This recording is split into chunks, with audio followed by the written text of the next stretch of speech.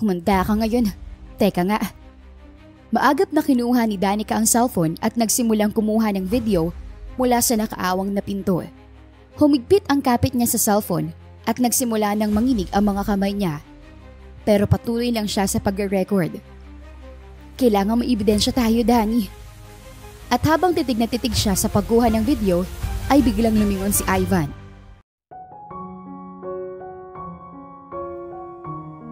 Minasahe ni Danica ang kanyang sentido at pumikit. Halos siya na lang ang tao sa buong opisina. Tahimik na tahimik ang paligid at ang tangi maririnig ay ang mahinang tunog ng air conditioner at ang mga nakanakang pagpipa sa kanyang laptop. Diyos ko, parang gusto ko nilang maging spoiled baby girl. Hindi naman nabago sa kanya ang mag-OT dahil ilang taon na rin naman siyang empleyado roon. Masipag, loyal. Okay naman kahit hindi masyadong napapansin dahil at least simple lang ang buhay niya. Safe at predictable. Isang report na lang, girl. Pagkatapos nito, pwede ka nang umuwi. Mag-shower at humigop ng mainit na noodles. Sabi niya sa sarili matapos tumayo para pumunta sa pantry at magkapagkape. Ay hala, teka, sino yun? Bigla niyang tanong nang may mahagip ang mata niya sa katapat na boardroom. Teka, hindi ba si Sir Ivan ba yun? Bakit may kasama siya sa boardroom ng ganitong oras? Aba, bakit may naka-hoodie? At may briefcase pa? Uy, pero ba yung laman? Sinasabi ko na nga ba eh. Itong si Sir Ivan, hindi mapagkakapatiwalaan to eh. Yung mga ganyang kagwapo talagang hindi nagagawa ng maganda. Humanda ka ngayon. Teka nga. Maagap na kinuha ni Danica ang cellphone at nagsimulang kumuha ng video mula sa nakaawang na pinto. May iniabot na makapal na brown envelope ang boss niya sa lalaking naka-hoodie. Binuksan nito iyon, binilang ang laman at saka tinago sa dalang briefcase. Ilang sandali pang nag-usap ang mga ito bago nagkamayan. Make sure na wala makakaalam nito. Mahina ngunit dinig niyang sabi nito. Oh my God, drug deal ba to? Money laundering? Humigpit ang kapit niya sa cellphone at nagsimula ng manginig ang mga kamay niya. Pero patuloy lang siya sa pag-record. Kailangan may ebidensya tayo, Dani. At habang titig na titig siya sa pagkuha ng video, ay biglang lumingon si Ivan. Diretso sa kanyang direksyon. Bigla siyang yumuko at mahigpit na napakapit sa dibdib. Shucks, nahuli ba ako? Pero hindi siya lumingon. Napaantanda na lang siya nang marinig niya ang yabag palapit sa kanya. Excuse me, anong ginagawa mo rito ng ganitong oras? OT po, sir. So dapat nagtatrabaho ka. Bakit ka nagliliwalo dito sa hallway? Sinecheck ko lang po kung may tao pa baka po kasi may gusto ng kape. Pupunta na po kasi ako sa pantry para magkape po. At ano yan? I-record mo ba ako? Naku sir, hindi po. Akin na. Ibigay mo sa akin yung phone mo. Sir, hindi ko po sinasadya na makita yung... Hindi sinasadya. You're recording. Bakit mo ako nire-record? Nanatiling tahimik si Danica. Hindi lang dahil sa takot, kundi dahil sa hindi niya alam kung anong isasagot sa tanong nito. Ano nga ulit pangalan mo?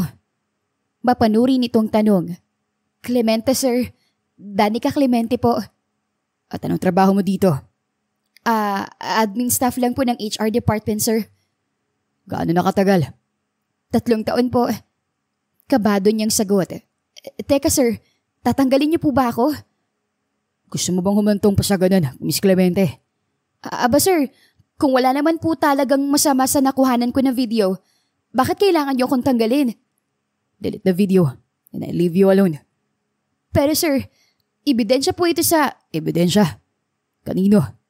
Sa akin? Humakbang ito palapit sa kanya. Do you even realize kung sino kaharap mo ngayon?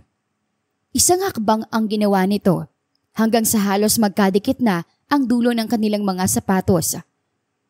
Ako lang naman, ang boss mo. Mariin itong sabi. At kung gusto kong mawala ka sa kumpanya ko, kahit ngayong araw, kaya ko. Kung gusto kong mawala ka habang buhay, guess what? Kaya ko rin. Last warning. Delete that video. Napakagatlabi si Danica at pilit itinago ang panginginig ng tuhod. Wala pa akong pakialam kung gaano ka kayaman, sir. Kapag nalaman to ng media, tapos ang maliligayang araw mo. Matigas niyang sabi, kahit pa nga alam niyang maaari niya iyong ikapahamak. Pero hindi naman niya pwedeng basta-basta na lang iyon palampasin, lalo pat mukhang malaking iskandalo ang nasaksihan. Kumunot ang noon nito at tinapunan siya ng matalim na tingin. Alam mo, I like your guts. Isa pa, cute ka, Miss Clemente. Lumapit ito sa kanya, halos idikit ang mga labi sa kanyang tenga. Kaya simula bukas, you are mine as my assistant. Or else, ano po? Papatahimikin niyo ako? well, hindi naman ako ganun kasama. At trust me, ayoko sa mga taong pakailamera. Naningkit ang mga mata niya at lalo pang nadagdagan ang galit niya rito. Hindi ako natatakot sa inyo. Kung may isa man sa atin ang dapat matakot, kayo yon, sir. Dahil wala akong ginagawang masama. Kaya sige, takutin niyo ako hanggat gusto ninyo. Hindi ko po kayo uurungan. Halatang nagulat si Sir Ivan sa narinig mula sa kanya. Alright then. Excited na ako makatrabaho ka, Miss Clemente. Simula bukas, sa akin ka na diretso mag-report. Naiintindihan mo? Paano po kung ayoko? You have two options. One, work under me bilang assistant ko. Araw-araw, oras-oras, dapat nasa tabi kita. Walang sikreto. Walang recordings, unless I told you to. Pack your things tonight. I destroy your career before it even starts. Alam mo bang pwede kitang i-blacklist sa bawat kumpanya sa bansa? Isang phone call lang at wala nang kukuha sa'yo kahit kailan. Kinabukasan, maagang pumasok si Danica sa opisina, hindi dahil sa excitement, kundi dahil sa sobrang kaba. Grabe, Dani. Bakit ka pumayag dito? Pero, as if may choice ka, girl. Bulong niya sa sarili habang inaayos ang buhok at nang tingin sa sariling refleksyon sa pinto ng elevator. Kagabi lang pinag-OT ka bilang admin staff. Pero ngayon, assistant to the big boss agad. Swerte ka ba, girl, o malas? Pagbukas ng elevator ay naabutan agad niya ang kanyang boss na nakasandal sa mesa nito. Wala itong kangiti-ngiti, dahilan para lalo siyang kabahan. You are late, Miss Clemente. Pero eksaktong 7:00 pa lang, sir. Tumingin si Ivan sa relo at ngumiti. Next time, I expect you to be here 5 minutes earlier. Ang suplado naman ito. Okay po, sir. Sita. At ubuling sumunod si Danica habang nakatingin lang sa kanya si Sir Ivan na nanatili lang nakatayo at nakatingin sa kanya. Alam mo bang consequence ng ginawa mo kagabi? I could have fired you. Alam mo yan. Pero hindi ko yung ginawa. Instead, you'll make it up to me. Dito. Simula ngayon. Tahimik lang si Danica habang nagsasalita si Sir Ivan. Hindi dahil sa natatakot siya rito, kundi dahil alam niyang wala na rin naman talaga siyang magagawa. May mga nasabi siyang hindi maganda dito kagabi at sa totoo lang ay pinagsisisihan niya ang ilan doon. Lalo na ang pagbantaan niya itong ilalabas ang video sa media. Ano nga bang iniisip niya at nasabi niya yun? So, bilang assistant ko, hindi ka lang tagasugot ng telepono at tagatempla ng kape. Susunod ka sa bawat utos ko. Noted po, sir.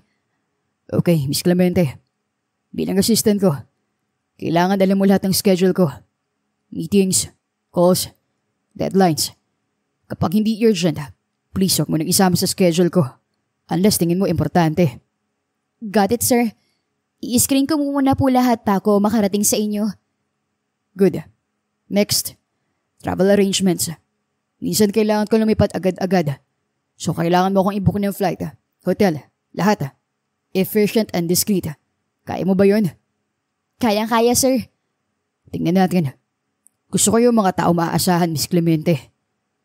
Ramdam ni Danica ang mga mata ni Sir Ivan kaya itinuon na lang niya ang pagsulat sa kanyang maliit na notebook. Also, sasama ka sa akin na umattend ng meetings, take notes, summarize action points, and siguraduhin mo na hindi ako mabobore. Sir? Ibig ko sabihin, keep the discussion sharp. Wala akong pasensya sa small talk. Okay sir. Sumandal ito sa swivel chair at pinagmasdan siyang mabuti. Mabilis ka mag-notes. I like that. Hindi ka ba kinakabahan kapag kaharap ako? Kinakabahan din po. Pero syempre, hindi ko lang pinapahalata, sir. Wow, impressive. Anyway, one more thing. Tuwing umaga, bago mag-alas 9, dapat narito na ang kape ko. 1.5 sugar, half cream, at make sure na mainit pagdating ko. Ayoko ng instant. Ayoko ng galing sa coffee shop. Brew it personally. Sir, pero hindi ako. Number 2, i-organize mo ang files ko. By color, hindi lang by subject. Gusto ko maayos tingnan. By color po? Kakasabi ko lang, di ba? Napabuntong hininga siya at saka tumango. Number 3, tuwing Biyernes, dinner. Dinner, sir? Masyadong puno ang schedule ko tuwing Biyernes, kaya nakakalimutan ko. Ipaalala mo sa akin na magdi-dinner tayo. Dinner? Reminder every Friday? Noted, sir. Ay, teka po. Dinner tayo? Kasama po ako?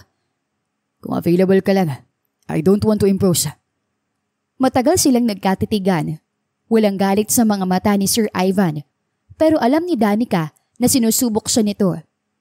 Habang nagsusulat, hindi niya mapigilang mapangiti. Akala niya hindi ko kaya. Challenge accepted.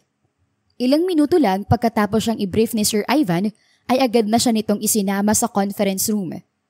Isang matandang lalaki ang bumungad sa kanila roon na agad kinamayan si Ivan. Mr. Saavedra, it's always a pleasure.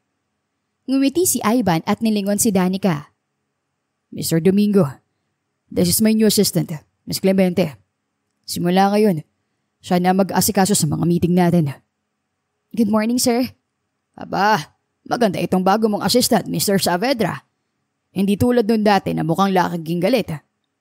Hindi lang siya maganda, sir. Reliable din. Namilog ang mga mata ni Danica, hindi lang dahil sa komento nitong reliable daw siya. Samantalang kagabi lang ay gusto siya nitong i-blackmail. Miss Clemente, kindly take notes. Bulog na utos ni Ivan sabay lapit sa kanyang tenga. Anyway, alam mo nang gagawin mo . Umupo ka sa tabi ko. Smile. At siguraduhin mo na magugustuhan ako ng kliyente. Excuse me po, wala naman po akong kapangyarihan na ibahin ang perspective ng kliyente. Not true. Believe me, clients like Mr. Domingo requires inspiration, ng charm, at yun ang meron ka. Ako? May charm? Namumulan niyang tanong. Nako sir marunong pala kayong mambola. Hindi ako nambobola. Nagkasabi lang ako ng totoo. May dalawa pang kliyente na nakaupo sa pabilog na mesa. Tumayo ang mga ito nang lumapit doon si Ivan, kasunod si Danica. This is my assistant, Miss Clemente. From now on, siya nang makakasama ko sa mga meeting, conferences and business trips. Good morning po. I'm Danica Clemente. Ako pong bahala sa refreshments at documents. Kung may kailangan po kayo, sabihin niyo lang. Sana pakisamahan niyo siya tulad ng pakikisama niyo kay Mrs. De La Cuesta noon. Nasa na nga ba si Mrs. De La Cuesta? Tanong ni Mr. Domingo. Promoted. Ngumiti at tumango-tango ang lahat. Miss Clemente seems too young for the job. Pero wala kayong dapat alalahanin. Dahil maaasahan siya sa lahat ng bagay. Alam niyo naman na hindi ko basta-basta nagtitiwala sa kung sino-sino lang. Ang galing magsinungaling ng lalaking to Bulong ni Danica. Mukha namang okay siya, Mr. Saavedra. Dagdag ng isa pang kliyente. In fact, mas kaganahan yata ako makipag-meeting ngayon. Pero mukhang mahirapan ako mag-focus. Natatawang sabi ng isa pang kliyente. Mr. Lipio, what's your words? Matalim na sabi ni Ivan. Oh, no offense man sir. Pasensya na po. Gusto ko lang sabihin na masyado maganda ang assistant mo kaya enough. Alam kong ibig sabihin at iintindihan kita, Mr. Policarpio. Pero sana, i-maintain natin ang pagiging professional dito. Anyway, simulan na natin ang meeting. Ilang minuto pa lang nagsisimula ang usapan tungkol sa expansion ng mall chain. Nakatutok ang mga mata ni Danica sa notes at presentation. At tuwing may tanong ang kliyente, mabilis ang kanyang nagiging sagot sa mga ito. Actually sir, may projected numbers na po tayo. Nandito po sa report, page 5. And yes po, covered na rin po ang logistics for the next quarter. Na-double check ko na po yan kanina. Napangiti si Mr. Domingo. Magaling itong bago mong assistant, Sir Saavedra. Tama ka. She's very reliable. Siyempre, kaya nga siyang pinili ko. Muntik nang maubos si Danica sa sinabi ni Sir Ivan. Habang nagkapatuloy ang usapan ni na Sir Ivan at Mr. Domingo, napansin ni Danica na naliligaw na ang usapan. Alam niyang mali pero hindi niya pinigilan ang sariling magkomento at magsalita. Actually, Mr. Domingo, kung magpapropose po kayo ng bagong mall branch para sa probinsya, mas maganda pong maglagay sa area na may transport hub. Para po hindi lang mall goers ang target market, pati po commuters. Makakatulong din po yun sa traffic flow. Natigilan si Mr. Domingo. May point ka, Miss Clemente.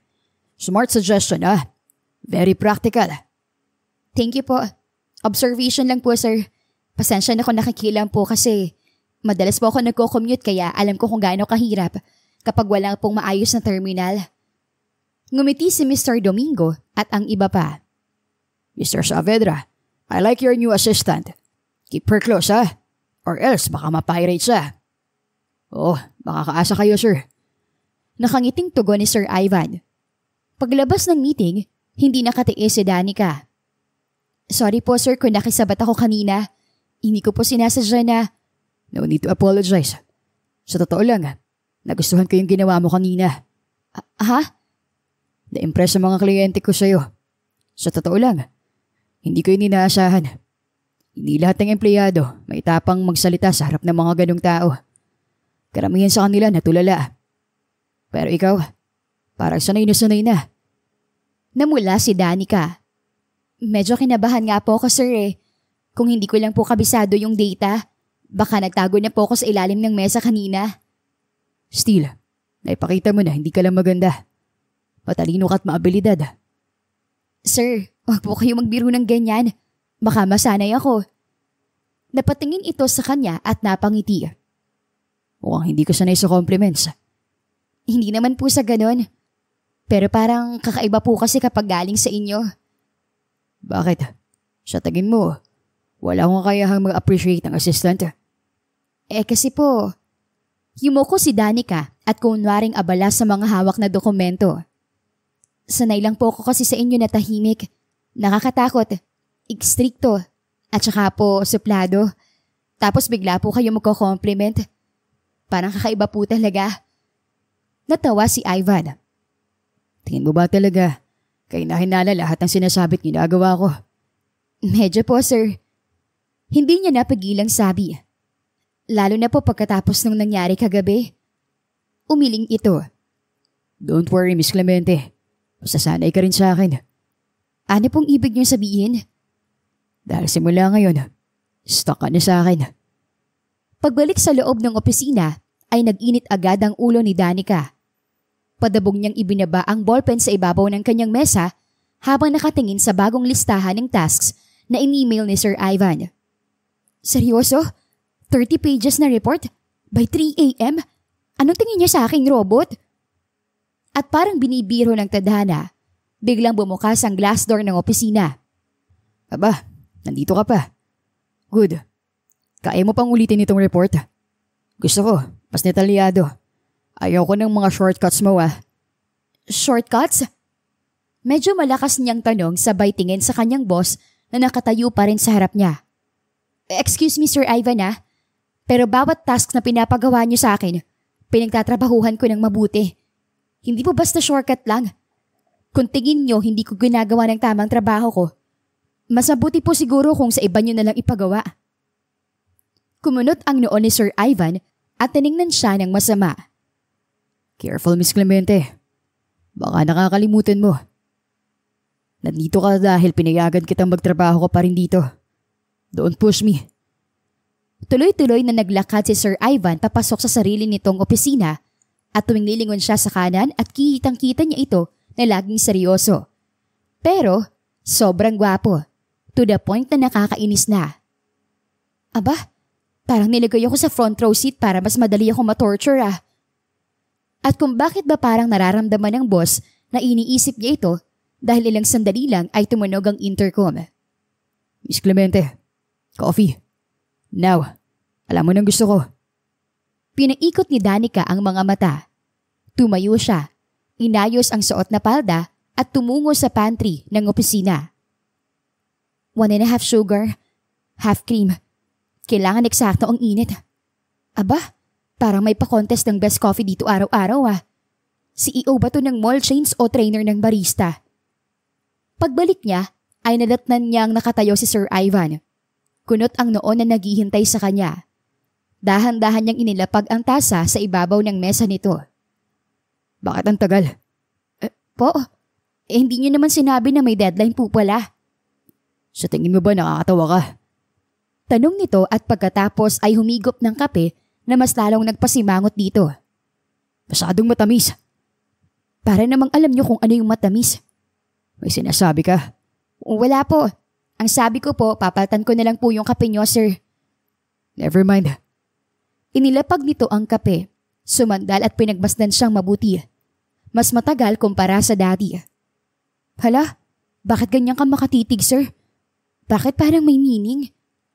Bulong niya sa sarili. Kaya naman, bago pa siya kiligin, ay tumalikod na siya. Bumalik na sa kanyang mesa at nagkunwaring nagtatype. Dahil pakiramdam niya, ay pinapanood pa rin ni Sir Ivan ang bawat niyang galaw. Hindi niya alam kung paano siya nakatagal nang nakaupo sa harap ng trabaho buong maghapon. At nagulat pa siya nang makita niyang 9:00 na pala ng gabi. Sobrang tahimik na ng buong opisina dahil lahat ng mga kasamahan niya ay nagsipag-uwian na at tanging siya na lamang at si Sir Ivan ang naiwan doon na hindi na nakakapagtaka. Miss Clemente, my office. Now. Wala bang balak umuwi itong boss ko na to? Pilit tumayo si Danica at mabigat ang mga paa na pumasok sa opisina ni Sir Ivan. Maghihikab na sana siya pero naantala iyon nang makita ito na nakatayo, nakasandal sa mesa, bukas ang kalahati ng botones at nakataas ang magkabilang sleeves ng polo nito. Napalunok siya at napatitig dito. Diyos ko Lord, ilayo niyo po ako sa tukso. Oh, anong tinitingin-tingin mo riyan? Wala po. Bakit niyo po ako pinatawag? Uwian na po ba? This reports. May mga namiss kang detalye. Ulitin mo lahat. Lahat po, sir. Pero nasa 30 pages po yata yan, sir. 36 pages, to be exact. Ay, wow. Congratulations sa counting skills, sir. Bulong niya. May sinabi ka? Mabilis siyang umaling at ngumiti. Wala po. Excited lang po. Kakaiba po kasi yung thrill ng encoding at 9 in the evening, sir. Lihim na napangiti si Ivan. Lumapit ito sa kanya at inilapag ang mga dokumento sa kanyang kamay. Dahilan para magdikit ang kanilang mga daliri. Ginusto mo tong trabahong to, di ba? Kaya wag kang umarte na parang palaging pinapahirapan. Excuse po, sir. Correction lang. Binlockmail niyo po ako para sa trabahong to. Whatever. Narito ka na. Wala ka na magagawa. Nag-init ang pisngi niya kaya mabilis siyang tumalikod at umalis. Pag-upong-pag-upo niya ay agad niyang sinimulan ang pagtatype. Hanggang sa hindi na niya namalayan na malapit na palang maghating gabi. Kaya pala mabigat na ang talukap ng kanyang mga mata. Paminsan-minsan ay tinitingnan niya si Ivan na abala pa rin sa mesa nito. Pero hindi ito nagtatrabaho. Nakatingin lang ito sa direksyon niya na parang hinihintay siyang magkamali. Pero, hala si sir, bakit ganun makatitig? Hindi ba dapat masungit na kontrabida ang peg niya? Bakit parang ang lagkit ng titig?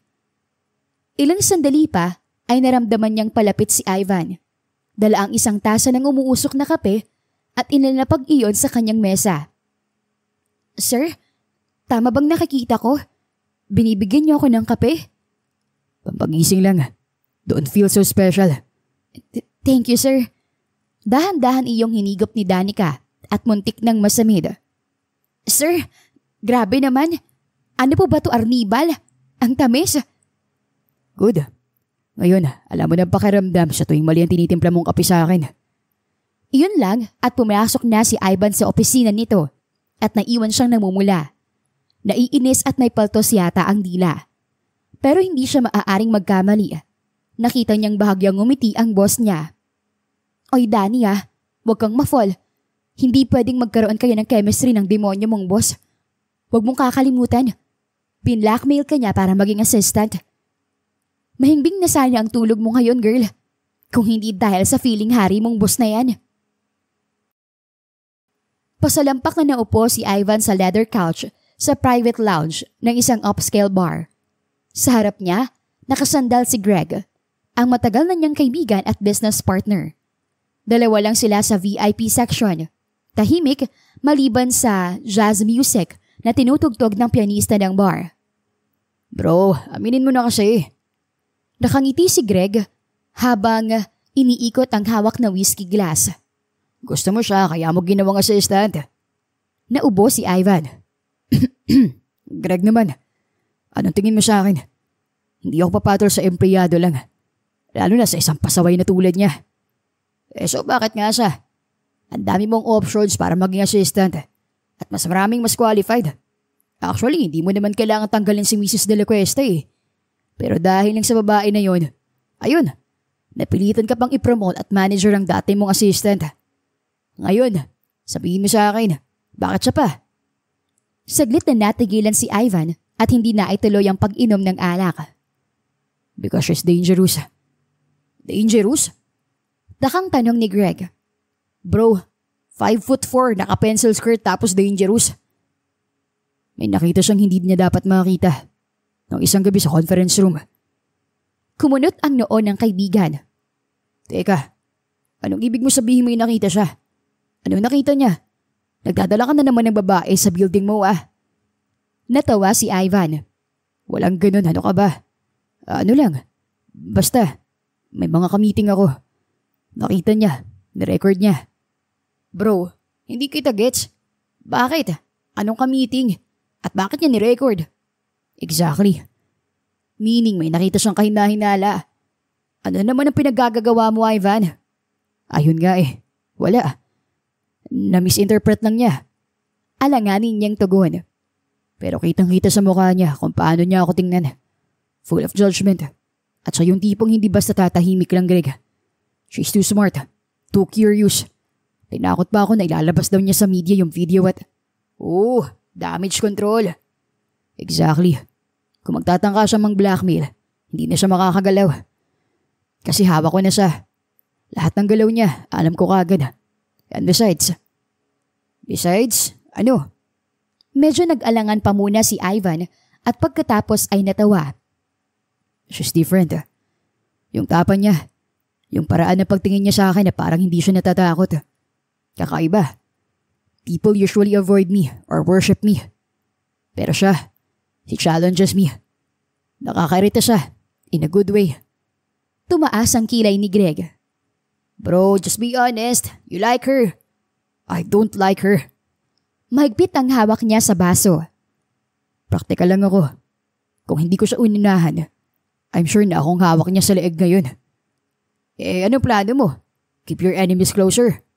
Ganun na nga. Classic, Ivan. Laging 2 steps ahead. Pero aminin mo, natatakot ka sa kanya, Sanay ka kasi na walang nakakasilip sa mga kalokohan mo. Alam mo naman kung bakit, diba? Alam mo kung paano ako lumaki. Kahit sa pamilya ko, lahat sila may hidden agenda. At kung hindi ka alerto, mauuna silang gumamit sa'yo.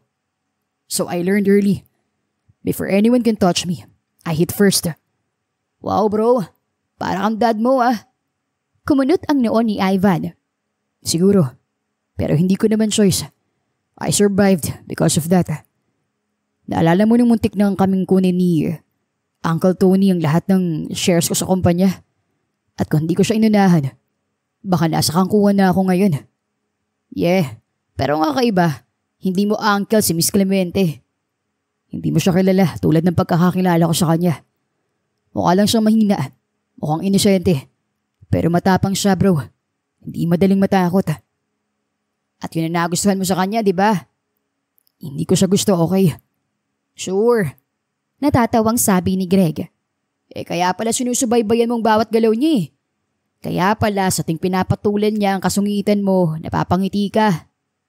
Grabe, Ivan. Hindi lang basta strategy yan ah. Kilala ko yung ngiting mong yan eh. Tinitigan niya ng masama ang kaibigan. Sabihin na lang natin na gusto ko yung challenge. Sa wakas ay pag-amin niya. Marami na akong nakilalang babae na ginagawa lahat ng sasabihin ko. Sinusunod lahat ng gusto ko. Pero si Danica, kahit hawak ko na siya sa leeg, lumalaban pa rin. At sa totoo lang, ito, aaminin ko na bro, yung isa sa mga nagpapa-excite sa akin pumasok sa opisina araw-araw. Hindi alam ni Danica kung paano niya natatagalan na maging assistant ng isang tulad ni Ivan sa Abedra. Bukod sa sobrang workaholic, sobrang usi at sobrang gwapo, hindi pa rin niya nalilimutan ang dahilan ng lahat kung bakit siya napunta sa sitwasyong iyon. Kaya naman sa tuwing may pagkakataon, sinisiguro niya na may makukuha siyang anumang makakadagdag sa ebidensyang hawak niya laban dito. Tulad ng gabing iyon, tahimik na ang buong floor pero alerto pa rin si Danica. Nakatayo siya sa harap ng opisina ng kanyang boss. Hawak-hawak ang doorknob na parang magnanakaw. Okay, Danny. Mabilis lang. Hanap ka lang ng kahit na anong pwedeng ebidensya. Tapos alis na agad, okay? Wala nang ibang tao. Kaya mo yan. Dahan-dahan niyang binuksan ng pinto at agad na bumungad sa kanya ang amoy ng leather at mamahalin nitong pabango. Nasa ibabaw ng mesa ang ilang folder na maayos na nakahilera, maging ang mga ballpen at sign pens na ginagamit nito sa pagpirma ng mga dokumento. Isa-isa niyang binuksan ang drawer ng mesa nito at ang mga file cabinet ng... Enjoying yourself, Miss Clemente. Napahinto siya sa kinatatayuan na parang nanigas ang lahat ng buto niya sa katawan. Dahan-dahan siyang lumingon at ayun nga, si Sir Ivan nakasandal sa pintuan. Nakahalukip-kip. Pinapanood siya na parang isang batang nahuling nangupit ng pera. Sir, mahinahanap po kasi ako na file. Kailangan ko po kasi for documentation purposes, sir. File? Nang ganitong oras? Sa opisina ko? Alam niyo na, mas productive po kasi ako kapag walang distractions.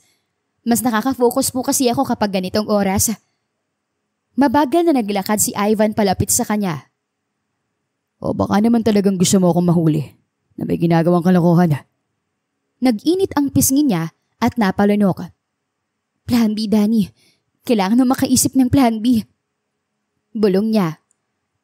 Sir, tumayo siya ng tuwid at inilagay ang dalawang kamay sa likod. Mataman niyang tiningnan si Ivan. Sir, wag na po kayong magalit, sir. Ginagawa ko lang naman po ang trabaho ko eh. Promise po, good girl po ako.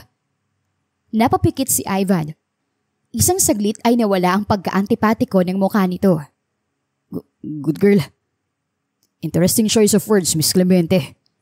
Totoo naman, sir. Good girl po talaga ako. Handa ko pong sundin lahat ng pinag-uutos niyo, sir.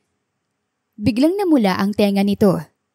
Sa tingin mo, madadala mo ako sa pagpapakit mong ganyan? Oh, sir. Kayo nagsabi niyan. Nakukyutan kayo sa akin. At nakuha pa ni Danica na kumindat. Napalunok si Ivan. At sa ilang sandali, nagtama ang kanilang mga mata. Wala ni isa sa kanila ang nangahas na umiwas. Lalong bumilis ang tibok ng puso ni Danica nang mapansin niyang bahagyang napatingin si Sir Ivan sa kanyang mga labi. Miss Clemente. Sir? Dahang-dahang lumapit pa si Ivan sa kanya pero nang halos 1 pulgada na lang ang pagitan nila ay bigla itong umatras at umiwas ng tingin. Si Danica naman ay kunwaring abala uli sa paghahanap ng document na kailangan niya. Yung document nga po pala. Bahagyang umubo si Ivan. Lumabas ka na muna ng opisina, Miss Clemente. Bago pa magbagong isip ko. Okay po, sir. Pero sir, tanong lang. Bakit po kayo namumula? Nanlaki ang mga mata ni Ivan. Out! Pero paglabas ni Danica ng opisina nito, ay sigurado siyang nakita niyang napangiti ang masungit na boss. 9:00 na ng gabi pero noon palang umuwi si Danica. Sanay na siya pero bilang bagong assistant ni Mr. Ivan Saavedra, dagdag pressure at stress sa simple sana niyang buhay. Makakahinga na sana siya ng maluwag pero nang gumukas ang elevator ay naroon ang lalaking dahilan ng hindi niya pagtulog sa gabi. Good evening po, sir. Good evening. Pauwi na. Formal nitong tugon nang hindi man lang tumitingin sa kanya. Yes po, mahinabo lang pong report. Tumangu-tango ito at tumahimik. Ramdam na ramdam ni Danica ang tensyon at iyon na yata ang pinakamahabang elevator ride na naranasan niya sa buong buhay niya. Ay, napakapit siya sa railing. Bakit huminto? Tiningnan ni Ivan ang panel at sinubukang pindutin uli ang button. Pero walang nangyari. I think we're stuck. Kalmado nitong sabi. Hala, sinasabi ko na nga ba eh. Hindi na dapat ako nagpapalit ng ganito sir. Baka sign na to na dapat maaga tayo nagpapahinga. Or sign na kailangan mo nang masanay sa ganito, Miss Clemente. Sa kumpanyang to, lagi tayo magkakasama ng ganito. Sa mga meeting, sa trabaho, at ito nga, sa elevator. Natawa si Danica kahit nga kunwari lang. Nako, wala pong problema sa akin yung mga meeting po trabaho. Pero ibang usapan po itong elevator, sir. Takot po ako sa ganito. Sa wakas, tinapunan siya ng tingin ng boss at nakita niya itong ngumiti. Relax, you'll be fine. Huminga ka lang ng malalim. Inhale, exhale. Para wala namang effect, sir Huwag kang mag-focus sa space. Just focus on me. Look at me. Tumaas ang kilay niya pero sumunod din sa suggestion ng boss. Tumingala siya at tinitigan ang maganda nitong mga mata. Ang ilong, ang mga labi. See, hindi ka na nagpapanik. Tama po. Pero nakakadistract po kayo ibig kong pong sabihin, nako, wala po akong ibig sabihin. Tumungo na lang siya at hindi na nagsalita pa. Ilang minuto pa ang lumipas na tahimik lang silang magkatabi sa maliit na espasyo. Nalalo lang nagpapalala ng panik ni Danica. Grabe, unang linggo ko pa lang bilang assistant to the big boss. May elevator scene agad Mahina niyang bulong sa sarili. May sinasabi ka? Pero bago pa siya makatugon ay biglang nawala ang ilaw. Malakas siyang napasigaw. Sir, nasan kayo? Sir? I'm right here, Miss Clemente. Huwag kang magpanik. Sir, takot po ako sa elevator at talong takot ako sa dilim. Sabi niya habang naghahanap ng mga kamay ng makakapitan. At nang maramdaman sa tabi niya si Sir Ivan, ay agad niyang niyakap ang braso nito. Miss Clemente, teka. Sir Ivan, dito lang po kayo sa tabi ko. Natatakot po ako. Hindi pa ako handang mamatay, Lord. Bulong ni Danica rito habang halos nakayakap na dito. Ilang sandali lang ay naramdaman na niya ang pagdantay ng mainit nitong palad sa kanyang likod. Dito lang ako. I'm not going anywhere. Walang mangyayaring masama, okay? Nagka-technical problem lang siguro. Relax. Safe ka dito. With me. Diyos ko, Lord. Hindi ko alam kung anong klaseng pagsubok tong binibigay niyo sa akin araw-araw. Pero sa lahat ng trials, parang ito po ang pinaka-favorite ko, Lord. Pero joke lang po. Wag naman pong ganito. Baka himatayin ako Ilang sandali silang nanatiling nakatayo. Magkayakap.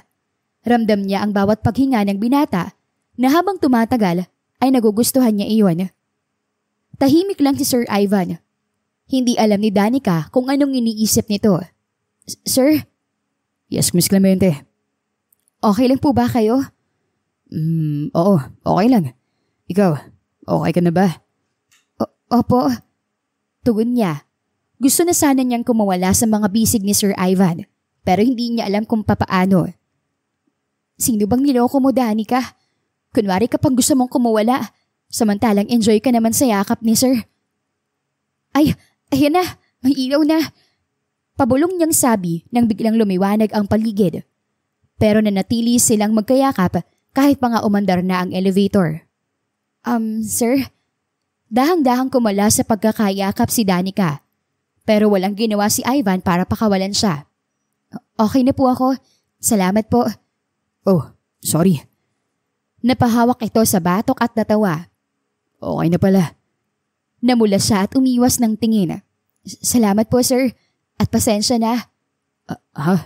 Pasensya? Bakit? Nakakahiya po kasi nagpanik ako. Sumigaw pa ako tapos napayakap pa ako sa inyo. Baka sabihin niyo ang arte-arte ko ng mga assistant. Nagreklamo ba ako? Anyway, see, buhay pa tayo. We survived. Wala ka nang dapat ikatakot. Dahan-dahan niya itong tinangala. Salamat po ulit. Ngumiti ito. No problem. Basta sa susunod, huwag masyadong malakas ang sigaw mo Tukso nito. Sa susunod? Sa susunod na matrap ulit tayo sa elevator. I'll make sure na hawakan kita kagad para hindi ka na matakot. Sa wakas, Biyernes na at iyon ang unang Biyernes na pagiging assistant ni Danica kay Sir Ivan. Pagkatapos ng buong araw na meeting, nagayos na siya ng mga gamit sa mesa. Pagod na pagod pero excited siyang umuwi. Sa totoo lang, dahil sa wakas, weekend na at pwede na siyang matulog buong araw. Sir Ivan, malapit na pong mag-alas 7 at Friday po ngayon. Sabi niyo po kasi, i-remind ko po kayo kapag oras na ng dinner, sir. Masigla niyang sabi habang nakatingin kay Ivan na abala pa rin sa laptop nito. Okay, salamat. Sige po sir, mauna na po ako. Teka lang, uuwi ka na? Opo sir. Ano bang sabi ko noon about Fridays? Kumunot ang noon ni Danica. I-remind ko nga po kayo kapag dinner time every Friday, sir. Exactly. Friday. Dinner. The two of us. Napatulala si Danica. Teka, akala ko joke lang yun, sir. As in, parang figure of speech ba? Hindi ako nagbibiro.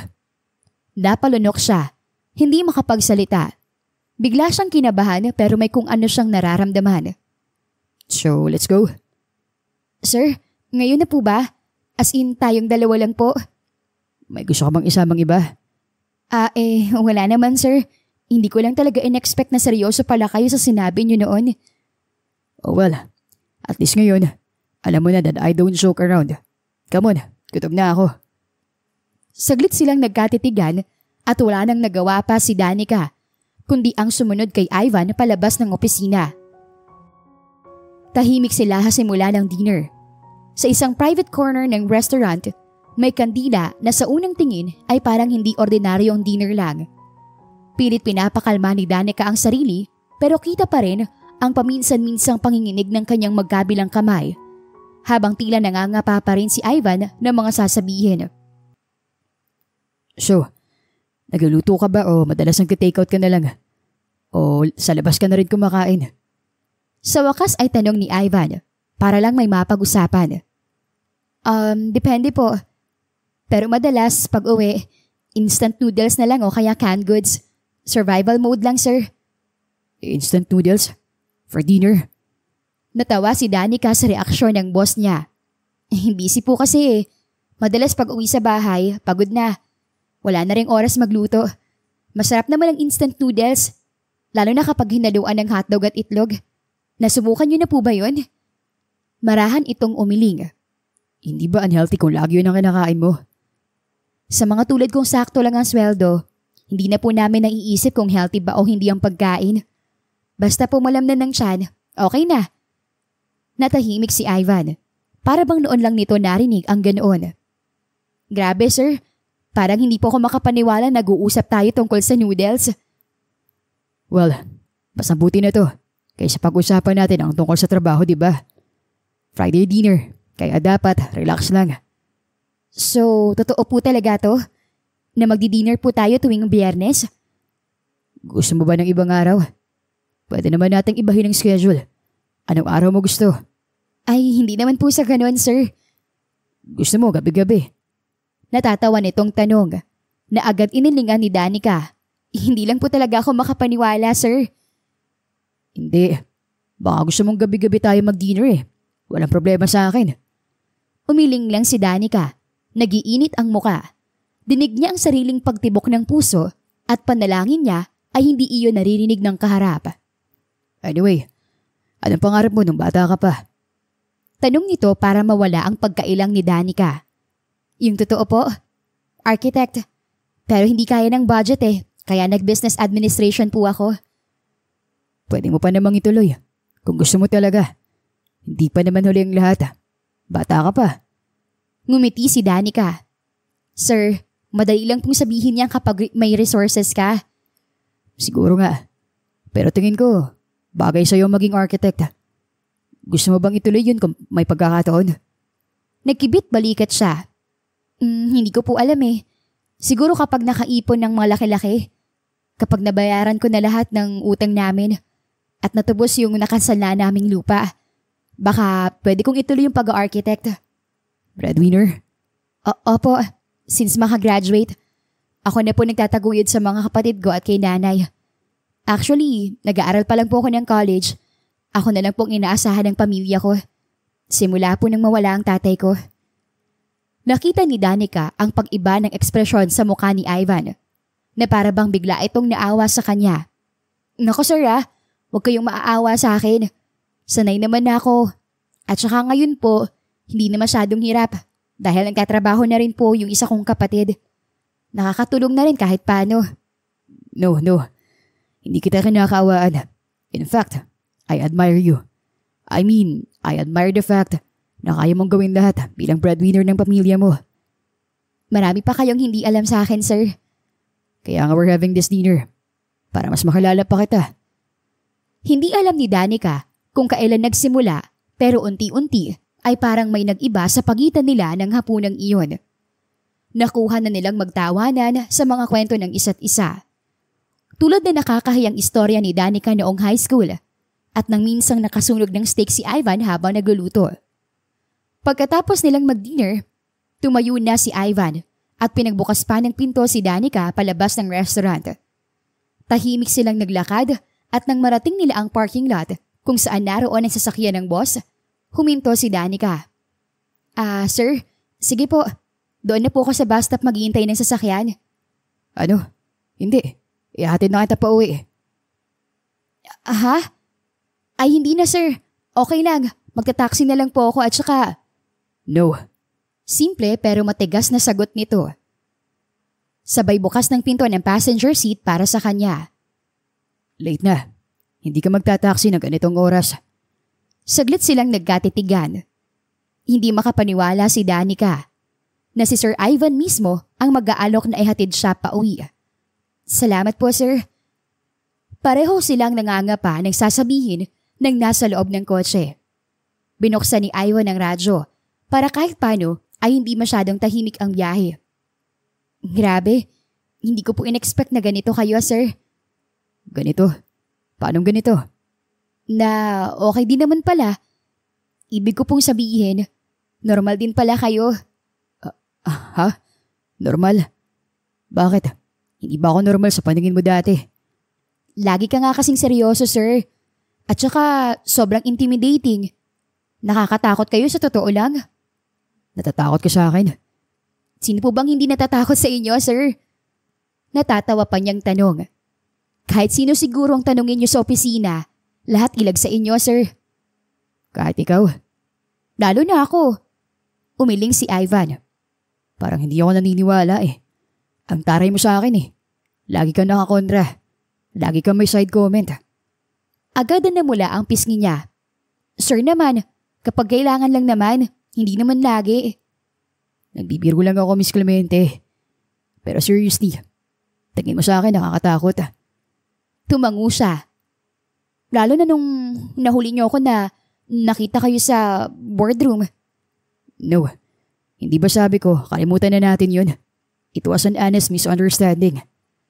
Tumango-tango siya at bigla siyang napaisip. Yung biglang pagbabago ng pakikitungo sa kanya ni Sir Ivan.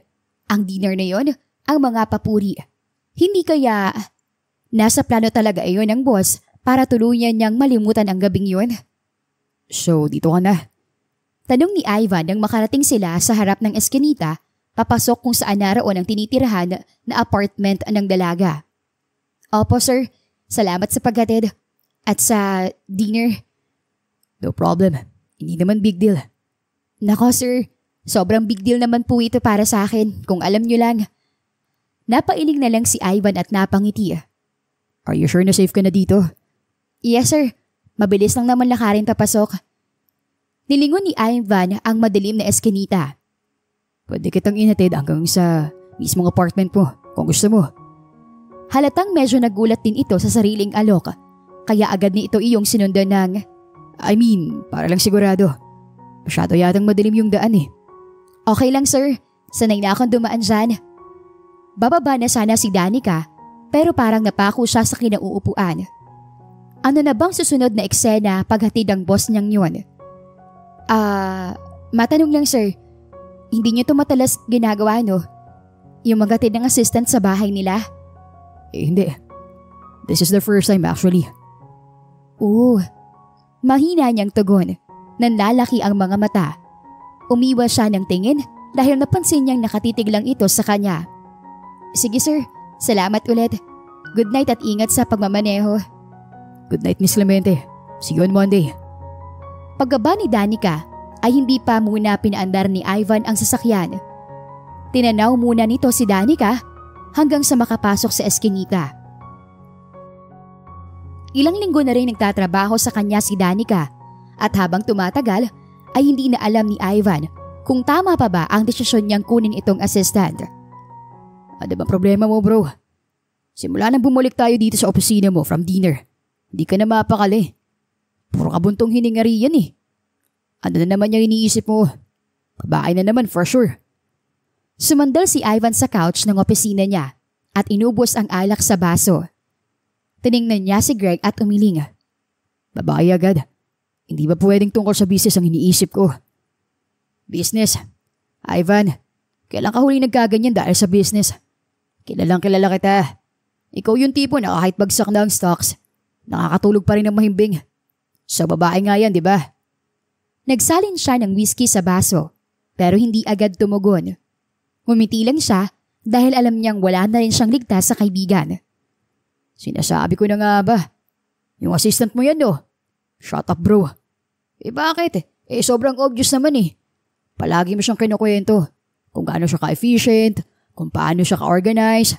Sa totoo lang, walang araw na hindi mo siya nabanggit eh. Ina-admire ko lang yung tao bilang maaasahang assistant. Masama ba yun? Malakas na tawa ang pinakawalan ni Greg. Oh, come on.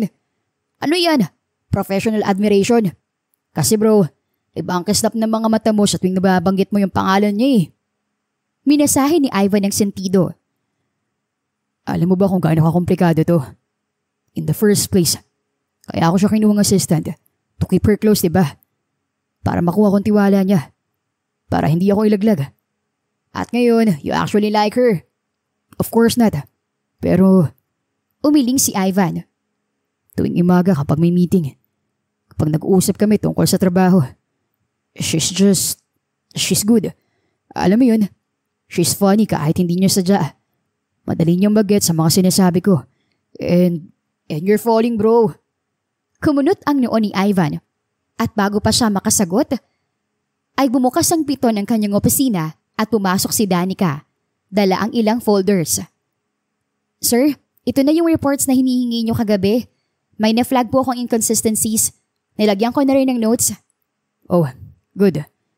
Malumanay niyang tugon na malayong malayo sa masungit niyang tono kanina. Salamat Miss Clemente. Pakilagay na lang sa ibabaw ng mesa ko. Okay sir. Nginitian ni Greg ang dalaga nang lumakad ito papunta sa mesa niya. Uy, bulong na tukso nito. Stop it Greg. Bulong niya pabalik. Tigilan mo yan o itutulak kita palabas. Sir, may kailangan pa ba kayo? Tanong ni Danica pagbalik nito sa kanila. Wala na. Salamat. Good job. Sige po, babalik na ako sa mesa ko. Paalam nito. Sige po Sir Greg, nice to see you po ulit. Dagdag pa nito bago lumabas ng pinto. Wow bro, ikaw na nga. Grabe kung makatitig ah. Iba talaga eh. Greg, just shut up. Aminin na kasi. You like her. You're blushing man. Hindi ganun. She's just nice. Yun lang. Napatingin siya sa ballpen na kanina pa niyang nilalaro-laro. Pero iniisip ko rin, what if may dahilan kung bakit siya mabait sa akin? Hindi ako tanga, Greg. Marami akong kilala na mabait lang dahil may gusto lang na makuha sa akin. Like, critical info, leverage, o kahit katiting na baho na ikakasira ko. Paano kung ganun siya? Bro, kaya mo ba sinasabi yan kasi instinct mo? O dahil lang sa pinipigilan mo yung sarili mo na tuluyang mahulog sa kanya? Parang pareho, bro. Hindi iyon ang unang pagkakataon na magkaroon sila ng out-of-town meeting ni Sir Ivan. Pero ngayon lang sila na late ng ganoon. Pagkatapos ng buong araw na meeting, hindi maikakaila ni Ivan na sobra siyang na-impress ni Danica. Hindi niya inaasahan na ganoon kagaling ang dalaga sa pakikipag-usap sa mga tao. Mabilis rin itong mag-isip at laging may solusyon sa kahit anong problema. Kahit pa nga madalas ay may reklamo itong, "Sir, ang dami niyo naman pong pinapagawa." Handa na sana silang bumalik sa Maynila nang imbitahan sila ni Mr. Go, isa sa kanilang mga kliyente sa bagong bukas nitong bar and restaurant. Ivan, Miss Clemente, maraming salamat sa pagpapaunlak sa aking imbitasyon. Alam niyo naman kung gaano ka-importante sa akin ang gabing ito. At gusto ko, mag-enjoy niyo rin ang opening nitong bago kong venture. Stay for a while, please. Have some drinks. Congratulations po sa opening, Sir Go. Ang ganda po ng lugar. Very relaxing. Nakangiting bati ni Danica. Salamat. Oh, by the way, may live band kami every weekend. Pwedeng mag-request. Pwedeng sumayaw basta enjoy yourselves. Parang celebration na rin for a very successful meeting. Iniwan na sila ni Mr. Go para estimahin ang ibang bisita. Naupo sila sa dulong mesa kung saan medyo mas tahimik ang paligid. "Sir, okay lang ba na magstay pa tayo? Baka may mga kailangan pa tayong tapusin sa office." "Okay lang. Minsan naman, kailangan din natin mag-relax tulad ng ganito." Nagsimula nang tumugtog ang banda ng isang classic love song na perfect para sa slow dance. Ilang magkakapareha na ang unti-unting nagpunta sa gitna para sumayaw. "Do you dance, Miss Clemente?" Tanong ni Ivan habang nakatingin sa mga nagsasayaw. Ha? Ako po? Hindi po eh. Nung elementary at high school lang kapag may program. Pero hanggang ganun lang." "Good. Pareho pala tayo." Ibinaba ni Ivan ang baso nito at inilahad ang kamay. "May I?" Nanlaki ang mata niya. Hindi po ba nakakahiya?" "Nahihiya kang kasayaw ako?" Biro pa nito. Tumayo na si Ivan, kaya wala na siyang nagawa kundi ang tanggapin ang kamay nito. At sumunod sa dance floor. Marahang inilagay ni Ivan ang kamay nito sa kanyang likod, samantalang alanganin niyang ipinatong ang mga kamay sa balikat ng binata. "Sorry na kagad kapag natapakan ko kayo ah." "Relax ka lang. Just follow my lead." At unti-unti na silang sumayaw kasabay ng mabagal na musika. Sa sobrang kaba, hindi makatingin si Danica kay Ivan, kaya ibinaling na lang niya ang atensyon sa paligid. "Sir, baka isipin ng iba na we're more than boss and assistant." "So, hayaan mo sila. Alam naman natin ang totoo." Sa wakas, nagkaroon siya ng lakas ng loob na tingalain ito. At nagulat pa siya nang makitang nakatitig lang ito sa kanya. "Okay ka lang? Parang kinakabahan ka." Sino bang hindi kakabahan, sir? Kasayaw ko ang boss ko tapos parang lahat nanonood sa atin. Baka pinag-uusapan na ako ng mga tao. Baka pagtawanan ako kapag nagkamali ako. "Habi mo bang mag-overthink, Miss Clemente?" Natawa siya. "Medyo po, lalo na nung simula akong maging assistant ninyo." "Wow, kasalanan ko pa pala kung bakit ka overthinker ah." "Medyo lang, sir." Natawa ng mahina si Ivan. Ilang sandali pa ang lumipas at naging komportable na rin sila sa pagsasayaw. Paminsan-minsan ay napapansin ni Danica na nakatitig lang sa kanya ang kanyang boss, na hindi niya alam kung ikakakilig niya o hindi. Sir, may dumi ba ako sa muka?" No, wala. I was just focusing." "Focusing? On my face, sir?" "Sa rhythm, Miss Clemente. 1, 2, 1, 2. Para hindi tayo mawala sa timing." Noted, coach." Pagbalik nila sa lobby ng hotel, eksakto ang pagbuhos ng malakas na ulan. Great. All flights are cancelled. Roads closed. Stuck tayo dito. Napatingin si Danica sa kanya at pagkatapos ay sa malakas na hampas ng hangin sa bintana ng hotel. Perfect. Siguro ganito talaga kapag may kasamang workaholic na boss. Pati bagyo sumusunod. Funny. Dapat ma-offend ako sa sinabi mo. Pero sige, I'll take that as a compliment. Wala silang nagawa kundi ang manatili muna sa hotel hanggang umaga. Pero nang makukuha na sila ng kwarto, Sir, unfortunately po, isa lang pong deluxe room ang available. Pero king size bed naman po yun. Nagkatinginan sila ni Danica at parehong napailing at naghihintayan kung sino ang unang magsasalita. Naku Sir Ivan, huwag niyo akong tingnan ng ganyan ha. Hindi ako tatabi sa inyo. Tumaas ang kilay niya. Wow, ang bilis mo naman mag-assume. Sino may sabi sa'yo na gusto kong makakatabi ka? Paano? Isa sa atin ang matutulog sa sahig? Kung maging komportable ang assistant ko kapag natulog ako sa sahig, sure. Pero sa ating dalawa, I'm sure na ikaw ang pipilit na tumabi sa akin. Dahil mukhang ginawin ka eh. Ay grabe sir ah. Kayo yata ang asyumero hindi ako. Pagpasok nila ng kwarto, classic hotel room scene ang vibes. Isa lang ang malaking kama sa gitna niyon at isang malambot na sofa sa harap. Nagtanggal ng blazer si Ivan. Niluwagan ng necktie at naupo sa sofa. Ikaw nang matulog sa kama. Dito na lang ako. Sir, hindi. Ikaw ang boss. Dapat ikaw ang sa kama. Okay lang ako sa couch, sir. Sanay na nga po ako kahit sa sahig eh. No way. Ikaw ang babae. Kaya dito ako sa couch. Excuse me? Pantay na po ang babae at lalaki ngayon. Hindi na uso ang mga gentleman na yan. Tumayo si Ivan at bahagyang lumapit sa dalaga. Siguro para sa'yo. Pero pinalaki ako na gumagalang sa babae. Pero ikaw ang boss. Dapat lang nasa kama ka matulog. Boss nga ako, diba? Kaya nga ako masusunod eh. Dito ako sa couch. Napangiti si Danica. Masyado ka matangkad, sir. Parang hindi kayo kasya dyan ah. Ako na lang ang... Pero biglang nahiga si Ivan sa sofa. Kasyang-kasya ako. See, komportable naman eh. Sure po ba kayo na komportable? Halos nakalaylay na yung paa nyo sa sahig oh. Don't worry about me, Miss Clemente. Ang trabaho mo, siguraduhin na ibigay ang lahat ng kailangan ko. Sa opisina. Hindi kasama sa job description mo. Nabantayan ako habang natutulog. Kumunot ang noo nito. Talagang hanggang dito, boss. Control freak ka pa rin. Fine. Kung gusto mo talaga, hati tayo sa kama. Sa kanan ka. Ako sa kaliwa para fair. Umiling si Danica. Ay hindi na lang boss. Ayoko no. Baka ma-issue pa tayo eh. Baka may makakita na... At sino naman na makakakita?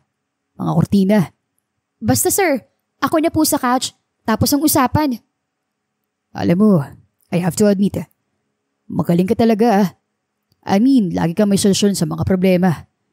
At sa lahat na nangyari ngayong araw, hindi ko alam kung paano ko kakayanin to. Kung hindi ka ang assistant ko. Ay, grabe sir ah. Sobrang papuri naman po yata yan. Parang nakakatakot. Nakakatakot? Bakit naman? Nagkibit balikat siya.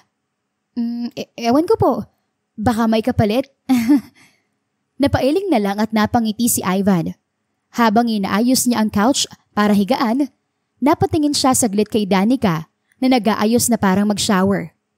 May biglang kakaiba siyang naramdaman. Tama yata si Greg. Hindi lang iyon simpleng professional admiration. Sir? Ha? Bakit po? Kanina pa kayo nakatingin eh. May kailangan po ba kayo bago matulog? Wala na. Mauna na po ako mag-shower sir ah. Okay lang po ba? Napalunok si Ivan. Sure. Sige po, good night na po sir. Good night. Maagang gumising si Danica kinabukasan. Pero sa totoo lang ay hindi siya gaanong nakatulog. Kunwari ay nag-aayos siya ng mga gamit. Pero ang totoo ay gusto lang niyang may magawa dahil parang gusto niyang malusaw sa kahiya na nangyari kagabi. Ba't ba naman kasi pumayag akong makatabi si sir sa akin eh? Inis na bulong niya sa sarili. Pero hello, Ang lamig kaya. Okay lang yan, Danny. Relax ka lang kahit feeling mo parang tinitingnan ngayon ang bawat galaw mo, girl. Lumabas si Ivan mula sa banyo. Nakapag-shower na at handa nang umalis. Kalmadong-kalmado ito. Kabaligtaran ang nararamdaman ni Danica. Okay na yung sasakyan. Kung ready ka na, pwede na tayong umalis in 10 minutes. Sige po, sir. Tapusin ko lang tong pag-aayos ng gamit. Miss Clemente, parang pangatlong beses mo nang isinasarang zipper ng bag na yan. Unless may magic portal yan na papunta sa ibang dimension, tingin ko, pwede na tayong umalis. Gusto ko lang po siguraduhin na wala akong nakalimutan. Okay. Sigurado ka bang yun lang? O parang ayaw mo pang umuwi? Sir, napaangat siya ng tingin pero agad ding tumungo para itago ang namumulang mga pisngi. Nagtatanong lang. Baka ako gusto mo pang mag-extend ng isa pang gabi. Hala sir, grabe kayo sa akin. Nahihiya niyang sabi. Kaya lang naman po ako pumayag na tumabi kayo kasi concerned ako sa inyo. Kasi sobrang lamig kagabi. Baka kayo magkasakit. Sure. Sino ba sa atin ang nilalamig kagabi? Tumango-tango si Ivan pero hindi mapigil ang pagtawa. Nagbibiro lang naman ako kagabi na gusto kong tumabi. Sineryoso mo ka agad. Sir, I'm just telling the truth. Anyway, next time, huwag ka kagad papayag ah. Baka sa susunod, hindi na ako maging gentleman lalo na kung ganun kakahigpit yung makakap. Pulang-pula na po ang mukha ko sa kahihiyan. Ano nukso pa kayo? Bakit ka mahihiya? Tayong dalawa lang naman nandito. Baka sabihin nyo, sinadya ko yung yakap eh. Nahihiya niyang sabi. Sir, kapag kasi tulog na ako, hindi ko na alam ang ginagawa ko kaya... Hindi naman kita hinihinga ng explanation. We slept together. Just slept together. Wala naman nangyari sa atin. Maliban sa pagyakap pa sa akin. Ay, correction sir ah. Yumakap din po kayo. Ramdam ko yun. Akala ko tulog ka. Napakamot na lang ng ulo si Danica at binitbit na ang bag. Nauna na siyang lumabas ng kwarto at naiwan doong natatawa si Ivan. Sobrang tahimik nila nang nasa loob na sila ng sasakyan. At parang napapaso si Danica sa tuwing aksidenteng magkakadikit ang mga braso nila. Kaya agad siyang umuusog sa may bintana. Para naman akong kriminal kung iwasan mo ah. Wala naman nangyari kagabi, di ba? Sir, pwede bang wag na lang nating pag-usapan? Kalimutan na lang po natin yung kagabi, please. Bakit naman? Affected ka ba masyado? Biro pa nito.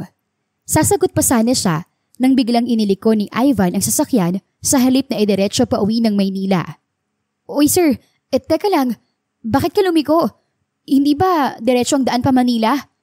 Hala sir, saan tayo pupunta? Saan niyo akong dadalhin sir? Natawa si Ivan. Relax. May dadaan na lang tayo sandali. Saan po sir? Bakit hindi niyo sabihin? Kinakabahan niyang tanong. Baka... Wala ka bang tiwala sa akin? Depende po. Napailing na lang si Ivan. Sasaglit lang tayo dito. Tugon nito nang huminto sila sa isang maliit at lumang gusali kung saan maraming bata ang naglalaro sa loob. Ano to? Ampunan. Minsan sa isang buwan, nabadaan ako rito para sa mga bata. Nagdo-donate. Nakikipaglaro, nakikipagkwentuhan. Kumunot ang noo niya. Seryoso sir?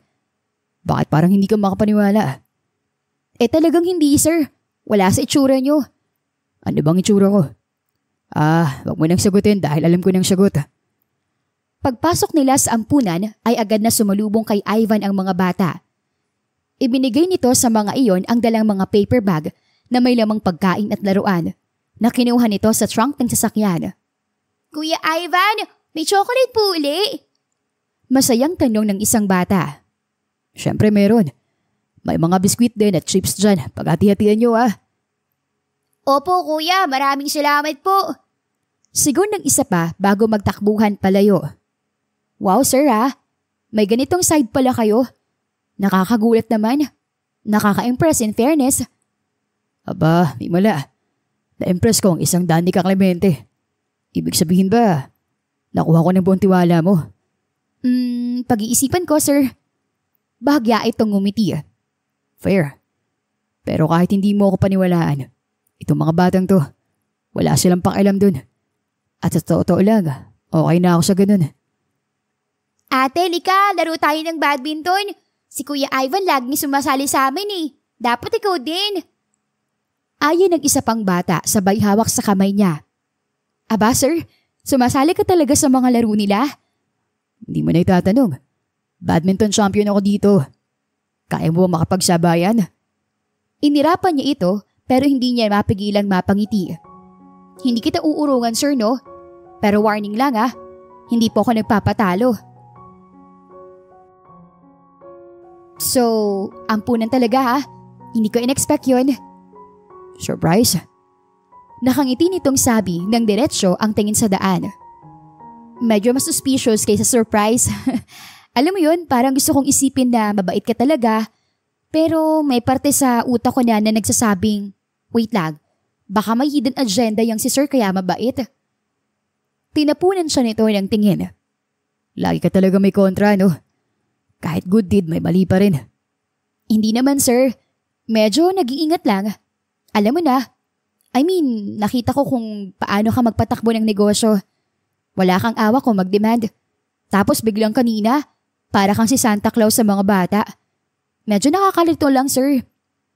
Aminin ko, istrikto ako sa trabaho. Gusto ko kasi nasa tama at ayos ang lahat. Ayoko ng palpak. Pero hindi naman ibig sabihin nun, wala akong puso. Aware ka ba, sir, na minsan para ka ng robot sa opisina? Tipong puro utos? Walang feelings? Natawa si Ivan. Yes, I'm aware. Pero ikaw lang ang nag-point out sa akin yan. Kasi nga, takot sila sa'yo. So ikaw hindi. Well, sabi ko sa inyo, noon. Pero hindi na ngayon. Konti na lang. Alam mo bang hindi ako sanay na may kumukontra sa akin? At ikaw lang talaga ang may lakas na loob na magreklamo. Ikaw lang yung kahit galit na, kahit na inis na, lumalaban pa rin. Nung una nakakainis. Pero habang tumatagal, nakakahanga na. Grabe sir Parang gumagaling ka ng mambola Hindi yun bola. Bihira lang ako may kausap na ganito. Yung kaya kong harapin ng diretsyo. Kasi nga nakakatakot ka. Nakangiting sabi ni Danica.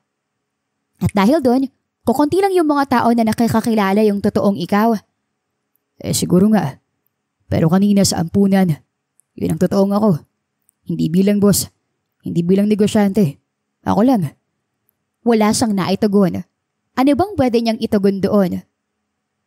Alam kong hindi mo pa ako lubos sa pinagkakatiwalaan. Lalo na nung umpisa. Pero sana, bigyan mo ako ng pagkakataon na ipakita ko sino ba talaga ako. Hindi niyo naman ako masisisi, sir.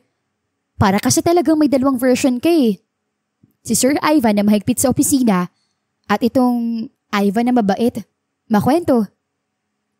Oh well, at least ngayon, alam mo na kung ano talagang totoong ako. Saglit na katahimikan ang namagitan sa kanila. Napatanaw na lang si Danica sa labas ng bintana samantalang hindi na napigilan ni Ivan na mapangiti. Ilang sandali pa ay narating na rin nila ang tapat ng eskinita papasok kung saan naroon ang apartment ni Danica. Nagpumilit si Ivan na ihatid siya nito hanggang sa mismo niyang tirahan na hindi na niya naindian. So, dito ka pala nakatira? Yes sir, maliit lang. Isa lang naman kasi ako dito Sure ka bang safe dito? Mag-isa ka lang. Hinapiyawan nito ng tingin ang kabuuan ng apartment at pagkatapos ay tumingin sa kanya. Safe naman. Matagal-tagal na rin ako dito Tsaka mababait naman yung mga kapitbahay ko. Tumango-tango si Ivan. Kasi kung gusto mo, may alam akong paupahan na mas malapit sa office. Mas safe dun. May gwardya. Apartment? May gwardya? Ang sosyal namang apartment dun, sir. Actually, condominium. Muntik nang masamid si Danica. Diyos ko, sir. Hindi ko kaya magrenta ng kondo. Dito nga lang minsan nadedelay pang pagbabayad ko Kung gusto mo. Simula ni Ivan, pero nagbago agad ang isip nito. Never mind. Ayoko naman pangunahan ka. Pero I actually own it. At may ilang units doon na available. Pwede ka mag-stay sa isa sa mga unit. Total, sayang din naman dahil nababakante. Maraming iling ang itinugon ni Danica. Nako sir, paano ko naman mababayaran yun? Don't worry. Pwede ka magstay doon for free. Parang caretaker, ganun. Kailangan mo lang siguraduhin na mamaintain mong unit. Napanganga siya, as in literal na napanganga. Salamat sir, pero di bali na lang. Ayoko na magkaroon ng ganun kalaking utang na loob sa inyo. O kahit na sino. Oh well, kapag nagbagong isip mo, may offer still stands. Salamat sir. Anyway, salamat sa paghatid Sir Ivan. Tinitigan siya nito sa mata at saka lumapit ng bahagya sa kinatatayuan niya. Ivan. Just Ivan. Ha? Huwag mo na sana akong tawaging boss o Sir Ivan o Mr. Saavedra kapag tayong dalawa lang. Ivan na lang, please. Nako, nakasanayan ko na kasi. Besides, boss ko kayo. Nakakahiya naman kung... Hindi mo ako boss ngayon. Hindi rito. Not after everything. Para sa akin, hindi ka na lang basta assistant. You're just Danica. Napangiti siya dahil doon. Kung siya ang tatanungin, ganun din naman ang nararamdaman niya. Okay, Ivan. See, ang sarap pala pakinggan ng pangalan ko kapag galing sa'yo. Ay nako sir ah. Ay, Ivan pala. Sige na, kailangan ko na pumasok sa loob. Danica. Dahang-dahang mas lumapit pa si Ivan na para bang binibigyan pa siya ng pagkakataon para lumayo. Pero hindi niya ginawa. Good night. Sa halip na hintayin ang sagot niya, ay maagap itong yumuko at hinalikan siya. Hindi mariin, hindi malalim, ngunit isang mabilis pero mainit na halik. Saglit lang, pero sapat na para maramdaman ni Danica ang lahat ng nais ipadama sa kanya ng binata. Nang maghiwalay sila, ay nakita niya itong nakangiti at bago pa siya nito tuluyang pakawalan, ay hinaplos-saplos pa muna nito ang kanyang pisngi. Sige na, pumasok ka na sa loob bago pa magbagong isip ko. Magbago? Baka hindi pa kita pauwiin. O baka sumama pa ako pumasok sa loob. Anong gusto mo? Sir?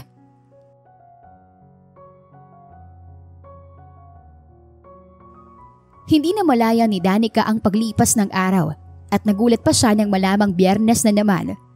At tulad ng nakagawian, dinner with Ivan.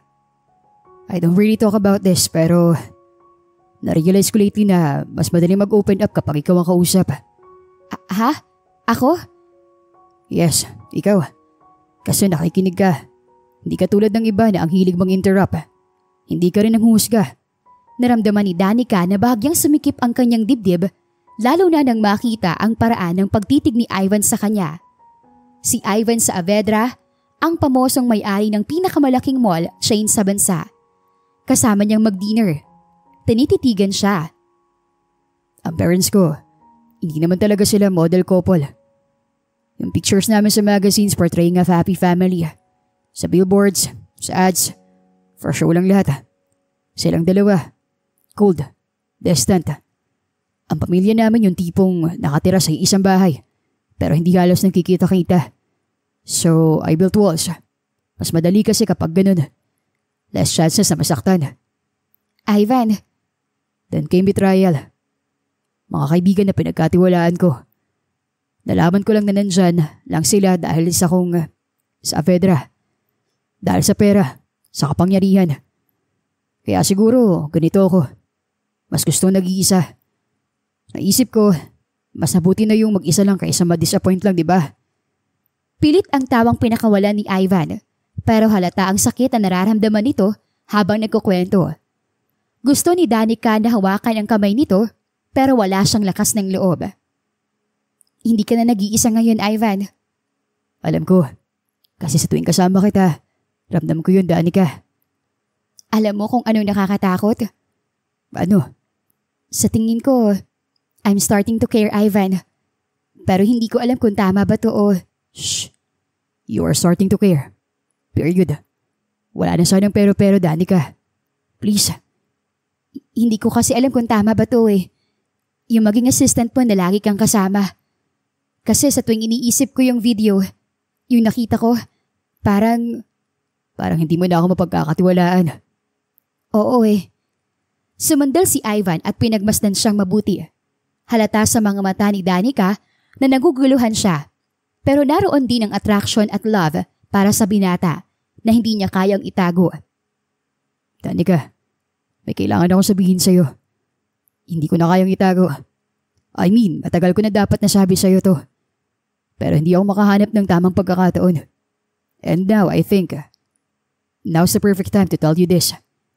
Ano yun? Hindi aksidente pagkakahuli mo sa akin ng gabing yun. I planned it. Kaya kita ginawang assistant para mapalapit sa'yo. Dahil ayoko nakikitang may kasama kang iba, Danica. Nanlaki ang mga mata niya. Bigla parang sasabog ang puso niya. Anong ibig mo sabihin? Niloko mo lang ako? Pinaglaruan? Malumanay pero may hinanakit niyang tanong. Hindi ganun, Danica. So lahat ng to, lahat ng gabi na iniisip kong mali na pinagkakatiwalaan ka. Kung tama bang nararamdaman ko para sa'yo. Lahat yun para lang sa wala. Danica, I may have tricked you with the deal. Oo, pero yung mga araw pagkatapos nun, totoo yun lahat. Lahat ng nararamdaman ko para sa'yo totoo. Yumuko siya nang magsimula ng tumulo ang kanyang luha. Hindi mo alam kung gaano kalaki yung risk na ginawa ko. Hindi mo naiintindihan yung guilt na daladala ko sa tuwing tumitingin sa'yo. Akala ko masama ka talagang tao. Tapos ngayon, sasabihin mo sa akin na gawa-gawa mo lang ang lahat para maapalapit sa akin. Sorry, Danica. Pero wala na ako maisip na ibang paraan. Kasi kung lalapit lang ako sa'yo na walang dahilan, hindi mo naman ako papansinin, di ba? I mean, ikaw na rin ang may sabi na takot ang lahat sa akin. That everybody hates me. At sigurado ako na isa ka sa mga yun. Hindi totoo yan. Totoo yun. Dahil nakita ko yung paraan kung paano mo ko tingnan, Danica. Yung tingin na parang kaaway ako. At siguro nga deserve ko naman yun. Dahil siguro ganun talaga ako. Kaya nga umisip ako ng paraan. Kahit anong paraan para mapansin mo. And it worked, didn't it? At nakuha pa nitong ngumiti.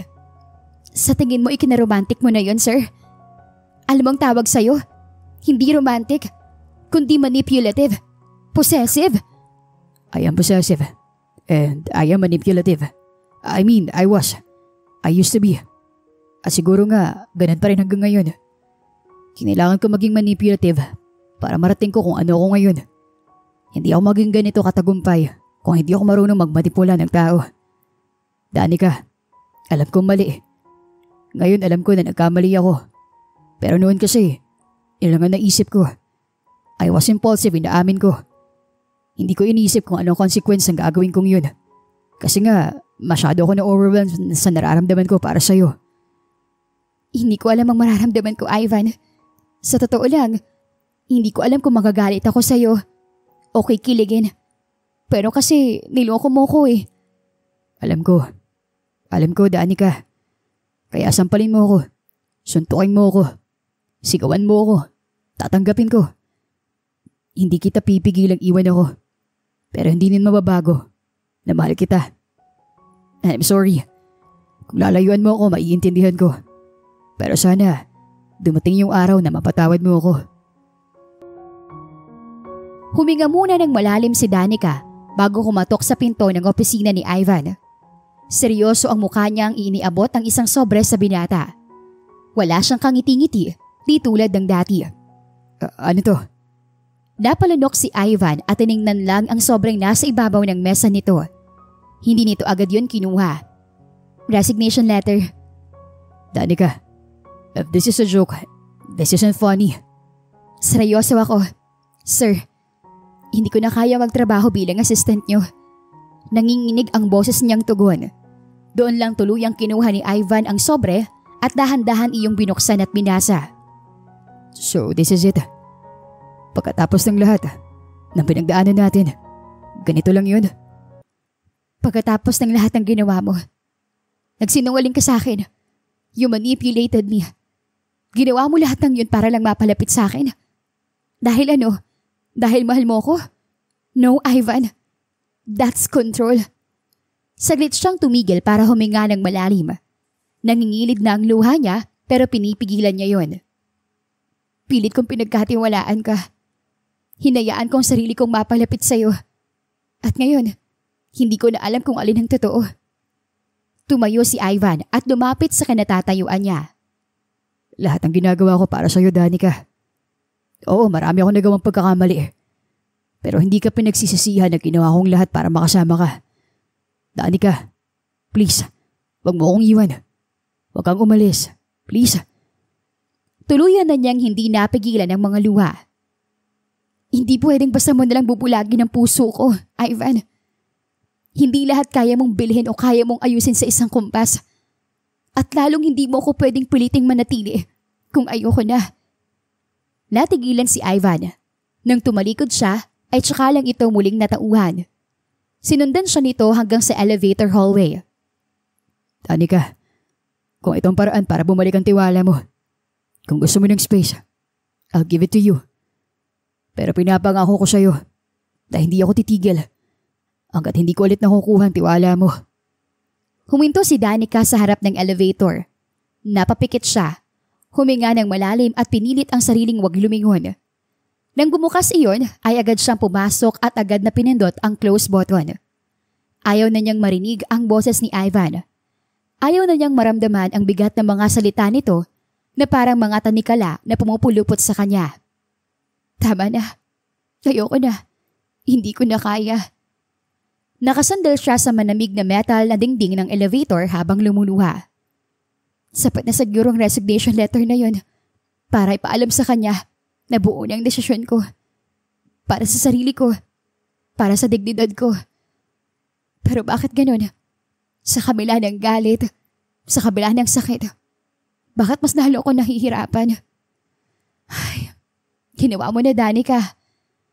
Muli niyang bulong sa sarili habang tinatapik ang dibdib. Hindi ka na niya kayang saktan.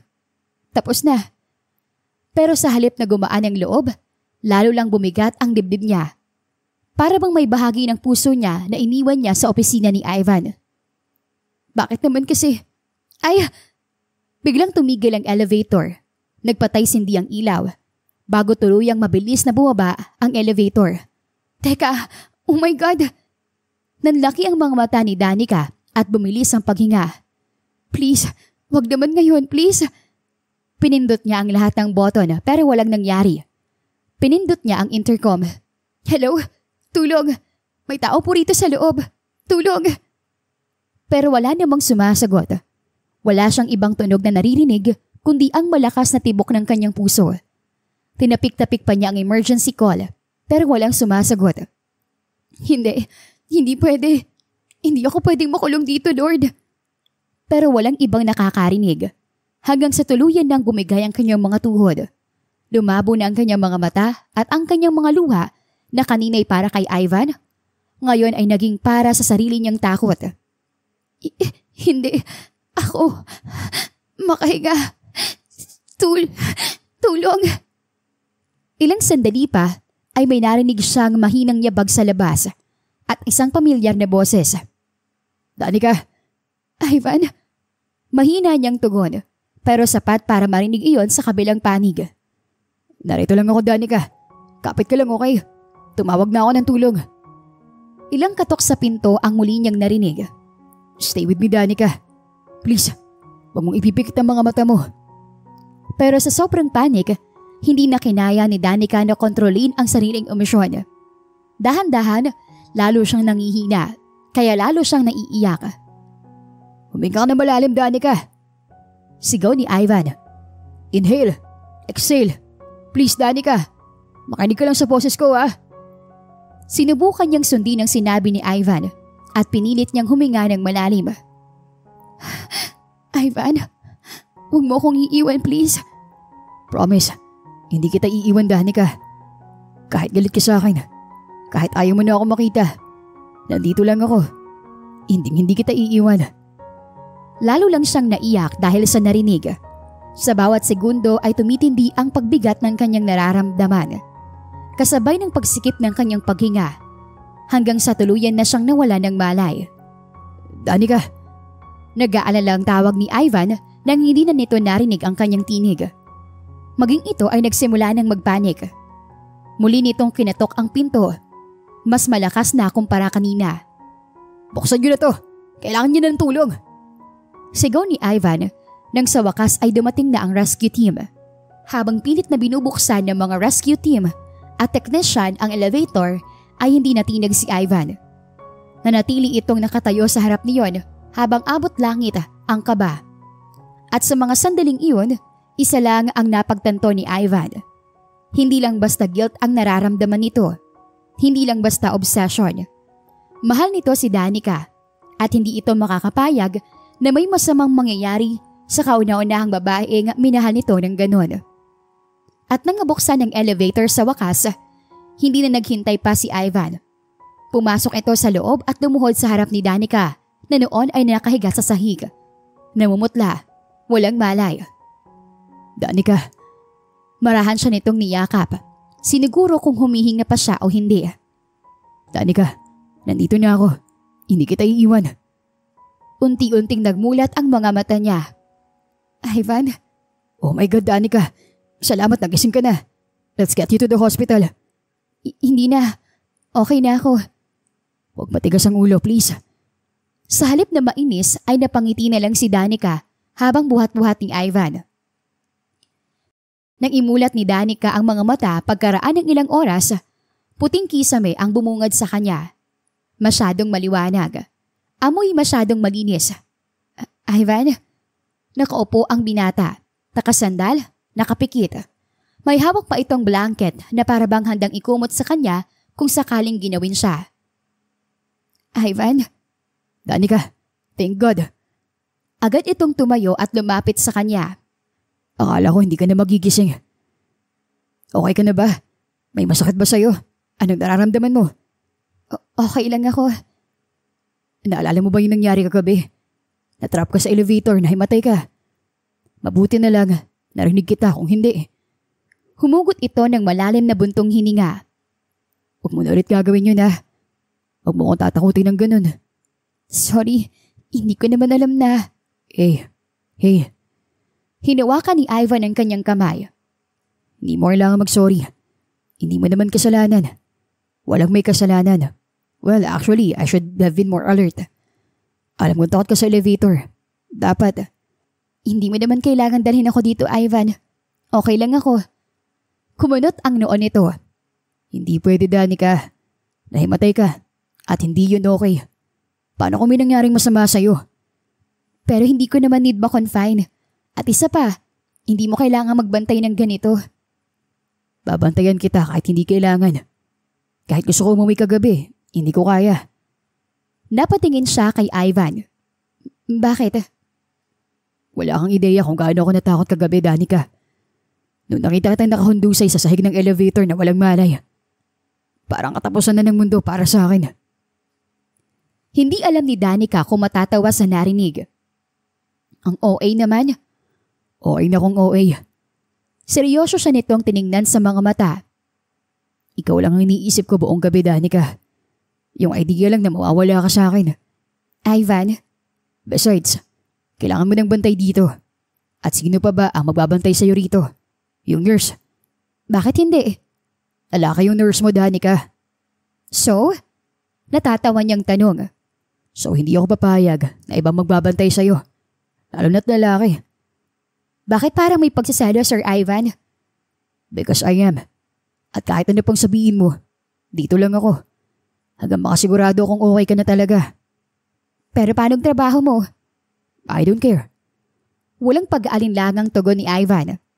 Ngayon, ikaw muna priority ko. Okay. Muling ramdam ni Danica ang pumumula ng pisngi. Saglit silang nagkatitigan. Wala silang ano pa mang sinabi, pero hindi na kailangan ng kahit na anong salita. Dahil nasa mga mata na nila ang lahat ng kanilang nararamdaman. Takot, panghihinayang, pasasalamat, pag-ibig. At doon sa maliwanag na kwarto ng ospital, habang hawak ni Ivan ang mga kamay ni Danica, napagtanto niya ang bagay na ayaw niyang aminin. Na mas ligtas ang pakiramdam niya sa tabi ni Ivan. At kahit paano pa ang paraan ng una nilang pagkakakilala, isa lang ang totoo. Natutunan na niya itong mahalin. Sigurado kang kaya mo na? Kaya na. Okay na ako. Salamat. Medyo masakit pang ulo ko pero hindi na katulad kagabi. Dito ka ba natulog kagabi? Tinulungan ni Ivan si Danica sa kama at hinawi nito ang kumot nito para maayos itong makaupo. Oo, baka kasi magising ka ng madaling araw. Wala kang kasama dito. Ayoko na maulit yung nangyari, Danica. Medyo natahimik siya nang maalala ang naranasang anxiety attack sa elevator. Pwede ka namang umuwi, Ivan. Hindi mo kailangang... Danica, hindi ko naiiwan ang babaeng mahal ko. Lalo na pagkatapos ng nangyari. Natigilan siya. Babaeng mahal mo? Alam ko marami akong pagkukulang. Marami akong nagawang kasalanan. Pero gusto ko lang malaman mo na simula ngayon, gagawin kong lahat para makabawi sa'yo. Hindi lang dahil sa guilt na nararamdaman ko, kundi dahil sa ayoko mawala ka ulit. Grabe naman, Ivan. Natatawa pa niyang sabi. Ang aga-agang drama mo na kagad. Wala to sa kalahati ng dramang mangyayari kapag hindi mo ako pinatawad, Danica. Natawa siya kahit pa nga seryosong-seryoso ang mukha ni Ivan. Bibigyan mo pa ba ako ng chance? Kasi kahit ilang araw ko maghintay, kahit ilang gabi pa ako matulog sa couch sa tabi mo, basta mapatawad mo lang ako sa huli. Wala akong reklamo. Hindi agad siya nakaimik. Ivan, alam mo namang hindi ganun kadaling kalimutan yung ginawa mo. Alam ko.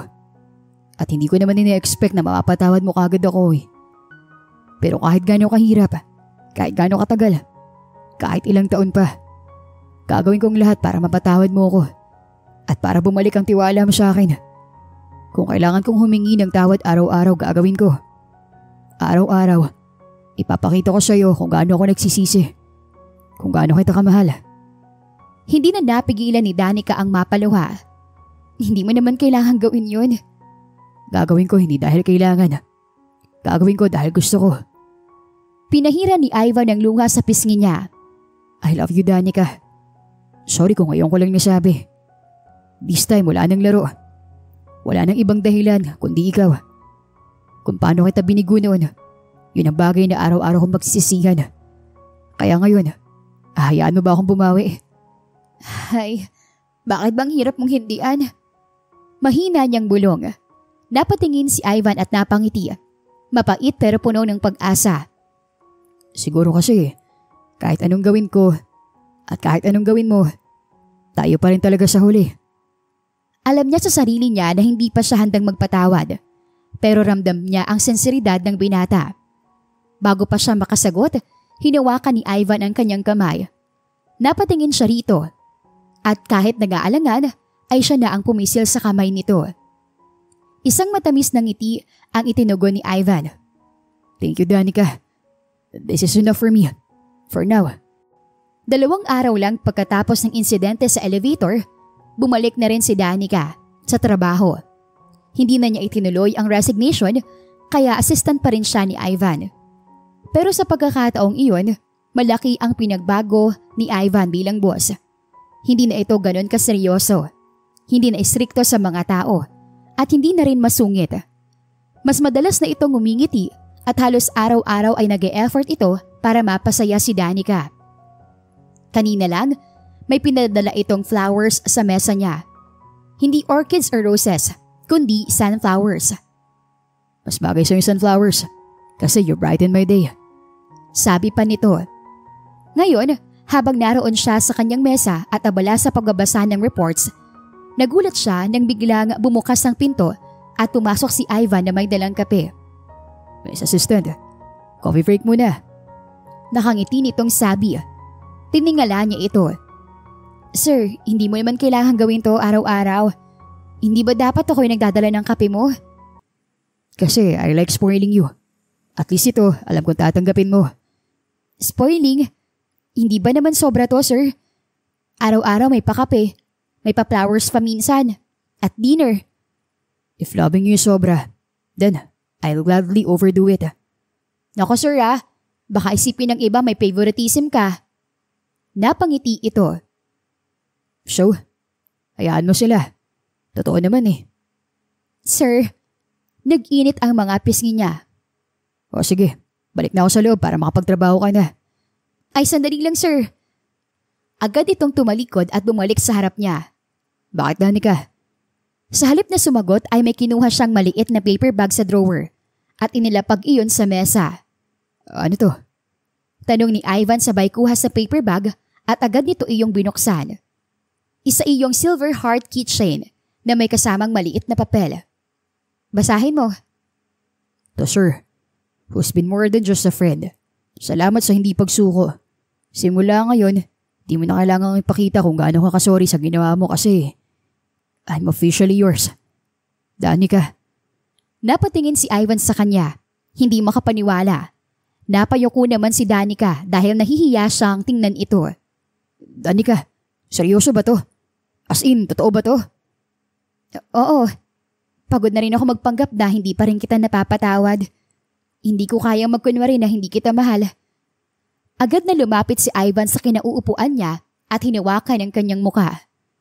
Mahal mo na rin ako. Marahan siyang tumango. Actually, matagal na. Naudlot lang nung sinabi mo na hindi totoo yung ni-record ko na video. Nagalit ako nun.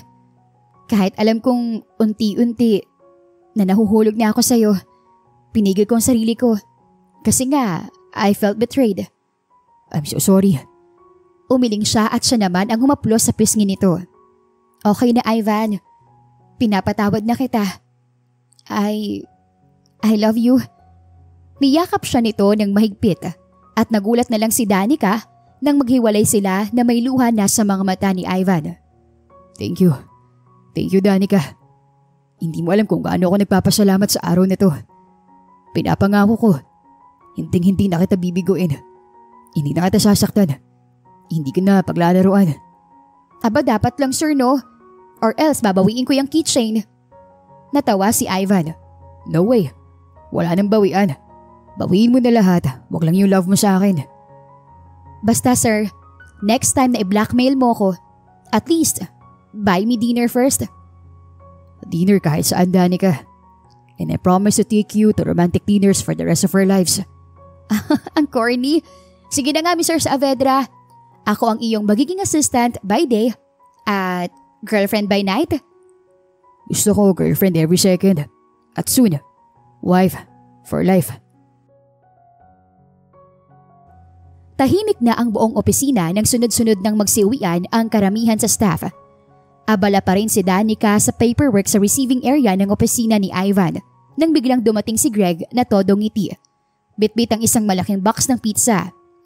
Uy, overtime lovers! Akala ko tapos ng drama series nyo. Ano to? Season 2? Kumindat pa si Greg sa kanya samantalang nagkunwaring abala si Ivan sa laptop nito pero ang totoo ay gusto na nitong batukan ng kaibigan. Greg, stop that. Kahit kailan talaga, hindi mapigil yung bibig mo. Hindi kayo. Bro, hanggang ngayon ba itatanggi mo pa rin? Napaka-obvious naman eh. Look at you two. Pareho kayong glowing. Hindi na napigilan ni Danica ang matawa. Hindi tuloy napigilan ni Ivan na mapatingin sa kanya at mapangiti rin. Anyway, dumaan lang talaga ako kasi ginawa mo na naman akong pizza delivery boy nitong kaibigan ko. Sige, I better get going. Maiwan ko na kayong dalawa na boss assistant lang talaga. Pero bago pa makalabas si Greg ay tumayo si Ivan. Actually Greg, since nandito ka na, ngumiti ito. Bakit bro? May pag-uutos ka ba? Kailangan mo ng alalay? Biro nito. Hindi alalay. Witness. Bago pa maproseso ni Danica ang nangyayari, lumapit sa kanya si Ivan at may kinuha sa bulsa nito. Hindi kahon ng singsing o hikaw o ano paman, kundi isang maliit na notebook. Napanganga si Danica dahil nakilala agad niya kung ano iyon. Ang kanyang notebook na para na rin niyang diary, kung saan niya ay sinusulat ang kung ano-anong to-do lists. Mga reklamo sa buhay na minsan ay nahuli na niyang binabasa ni Ivan. Binuksan iyon ng binata at lumuhod sa kanyang harapan. Danica, months ago, isinulat mo dito kung paano mo gustong mahalin. Yung walang laro, walang sikreto, walang takot. Akala mo walang makakabasa. Pero sorry, nabasa ko. At nang mabasa ko yun, I decided. Willing akong ibigay sa'yo kung gaanong klaseng pagmamahal. Napahugot siya ng hininga at unti-unting nangilid ang kanyang luha. Ivan, sa wakas, muli itong dumukot sa bulsa ng suot na blazer at inilabas mula roon ng isang kahon kung saan naroon ang isang singsing. at isang maliit na susi. Hindi lang singsing ang gusto kong ibigay sa'yo, Danica. Gusto ko rin na magkaroon ka nito. Susi sa bahay natin. If you'll say yes. Teka, ano to, Ivan? This time, hindi lang ako humihingi ng chance to be your boyfriend. I want to marry you, Danica. Gusto kong bumuo ng pamilya kasama ka. Wala siyang nasabi. Maging si Greg ay natahimik din. Hanggang sa maramdaman na lang ni Danica na tumutulo na ang kanyang luha. Ivan, totoo ba to? Totoong totoo, Danica. Will you marry me? Yes, Ivan. Yes na yes. Mabilis na isinuot ni Ivan ang singsing sa daliri ni Danica. Tumayo ito at hindi nag-atubiling hinalikan siya sa mga labi. Wow, from boss and assistant to husband and wife. Congratulations to you both. Best man ako, bro, ah. Oh, smile naman kayo. Tawag ni Danica habang hawak ang cellphone at nagre-record. Naman, kakasundo lang natin kay Uno. Naka-uniform pa siya, oh. Tumawa si Ivan habang buhat ang kanilang 4 na taong gulang na anak na nakapulupot sa leeg nito. Uno, smile daw, sabi ni mommy. Ipapakita raw natin to sa first girlfriend mo. Daddy! Natatawang tawag ni Uno sabay kurot sa pisngi ng ama. No girlfriend! Oh, very good anak ha. Good boy! Sabat ni Danica habang nilalapit ang kamera. Si mommy muna ang love mo palagi, di ba? Syempre, mommy! Agad namang sagot ng anak. O ayan hana, may ebidensya tayo. 4 years old pa lang ang anak natin, may loyalty award na agad. Aba, di pwede yan. Kunwaring seryosong sabi ni Ivan. Uno anak, makinig ka. Daddy will do everything para maging number 1 kaibigan mo. Number 1 hero. Number 1 sa lahat sa buhay mo. Kaya kahit kay mommy, sabi nito sabay kindat sa kanya. Lalaban ako. Ay, grabe si Daddy. Competitive. Nakangiti niyang sabi pero halatang kinikilig habang hawak pa rin ang cellphone. Lumapit sa kanya si Ivan. Buhat pa rin si Uno. Tapos ay ngumuso sa cellphone. Okay.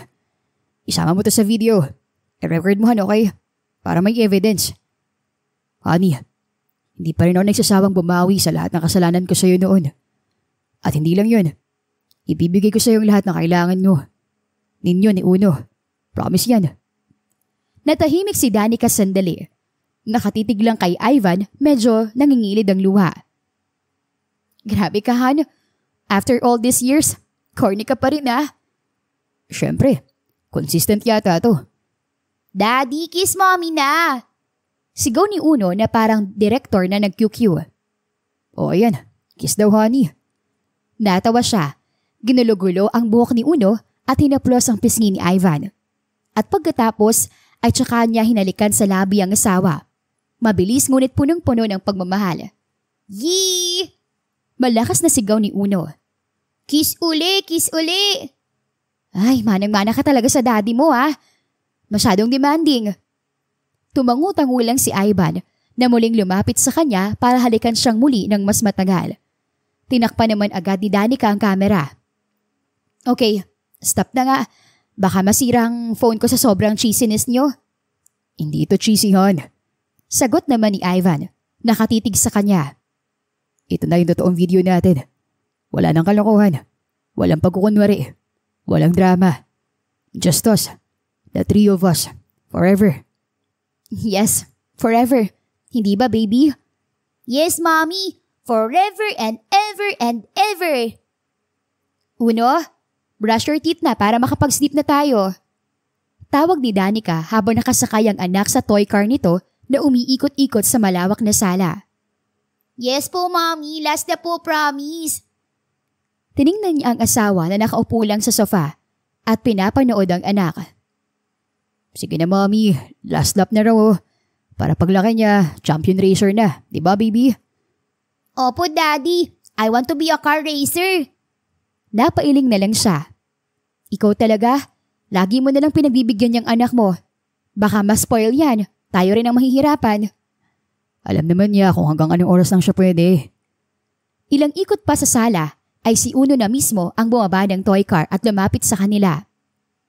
Good night, mommy. Good night, daddy. Humalik ito sa kanila bago tumakbo paakyat sa kwarto nito. I love you both! Tinabihan ni Danica si Ivan sa couch at agad siya nitong niyakap. Kanina nga pala, Han, nakausap ko si Mama. Tungkol saan? Gusto sana niya na dito magpasko ngayon taon. Sila ni Daddy and my brother and sisters, their families, para makumpleto daw ulit kami. And this time, with you and Uno. Namimiss na raw niya yung ingay sa mansyon nila. At para raw makabawi naman sila kasi hindi na sila nakakabisita kay Uno. Ngumiti siya. Matagal na rin nga, no? First birthday ni Uno nung nakauwi sila from California.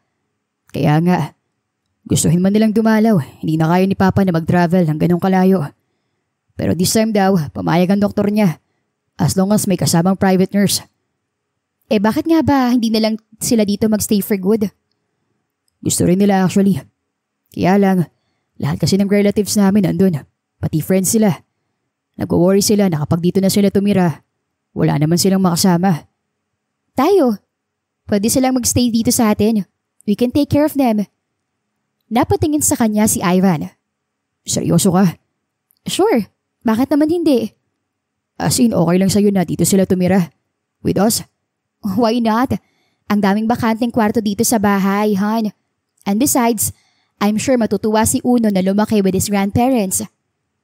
Niyakap siya ni Ivan ng mahigpit. Thank you, hon. Since dumating ka sa buhay ko, tinuruan mo ako magpatawad. Kung hindi dahil sa'yo, baka hindi pa rin kami nag-uusap ni na Papa. And because of that, mas mahal ka nila kaysa sa akin. Natatawa nitong sabi. Thank you for making everything perfect. Far from perfect naman pero we try. Ito naman ang tumango pagkatapos siyang bigyan ng marahang halik sa labi. Han, naalala mo nung sinabi kong gagawin kong lahat para mapatawad mo ako? Na hindi ako titigil hanggat hindi ka pumapayag na maging tayo. Yun nga ang dahilan kung bakit nandito tayo ngayon eh. Well, may isa pa akong gusto na hindi ko titigilan hanggat hindi ka pumapayag. Nakita ni Danica ang pilyo nitong mga ngiti. Ano na naman yung nasa isip mo, Mr. Ivan Saavedra? Gusto ko pa sana ng isang baby. Ivan? Sigaw niya sabay palo sa braso nito. Isa pa nga lang si Uno, parang lagi nang may gyera sa bahay araw-araw. Tapos gusto mo pang dagdagan? Look at Uno naman. Sobrang cute, diba? Paano pa kaya kung girl naman? Para may little Danica na ako malalambing. Inilagay nito ang kanyang kamay sa dibdib nito. I promise I'll be here. Always. Tulad ng pinagbuntis mo si Uno hanggang sa pinanganak mo siya. Hanggang ngayon. Promise? Breakfast in bed every morning. Check. Yung favorite mong shrimp sinigang. Check. I'll take care of you while pregnant, hon. Ikaw pa rin ang gigising sa madaling araw kapag umiyak si baby? Check. Ikaw ang magpapalit ng diaper? Magpapaligo? Double check. Akong bahala sa lahat, hon. Wala kang gagawin, kundi ang maging healthy all throughout. Ngumiti siya. Well, kung ganun, wala akong rason para tumanggi. Oh, thank you, hon. Abot tenga ang ngiti nito. So, ibig sabihin, pwede na nating simulan si baby ngayong gabi. Ivan! Sigaw niya habang natatawa. Lalo pa siyang napasigaw nang kinabig siya nito palapit hanggang sa mapaupo na siya sa kandungan nito. At habang nagbibiruan sila sa sala, ay biglang may sumilip sa may hagdan. Mommy, Daddy, ano po yung baby? Natigilan si Danica at namula. Samantalang si Ivan naman ay natawa at agad na nilapitan ng anak at binuhat. Anak, wish namin ng mami mo yun. Gusto mo bang magkaroon ng baby brother or baby sister? Yes po, para may kalaro po ako dito sa house. Narinig mo yun, hon? Gusto na ni Uno ng kalaro, kaya dapat talagang simulan na natin. Diba, baby? Opo, bili na po kayo. Naku anak, hindi na bibili yun eh. Natatawang sagot ni Danica. Ano, hihintayin natin from Jesus, okay? Kaya mag-pray tayo lagi sa kanya. Sige po. Mag-pray po ko uli bago matulog for a baby sister or baby brother. The end.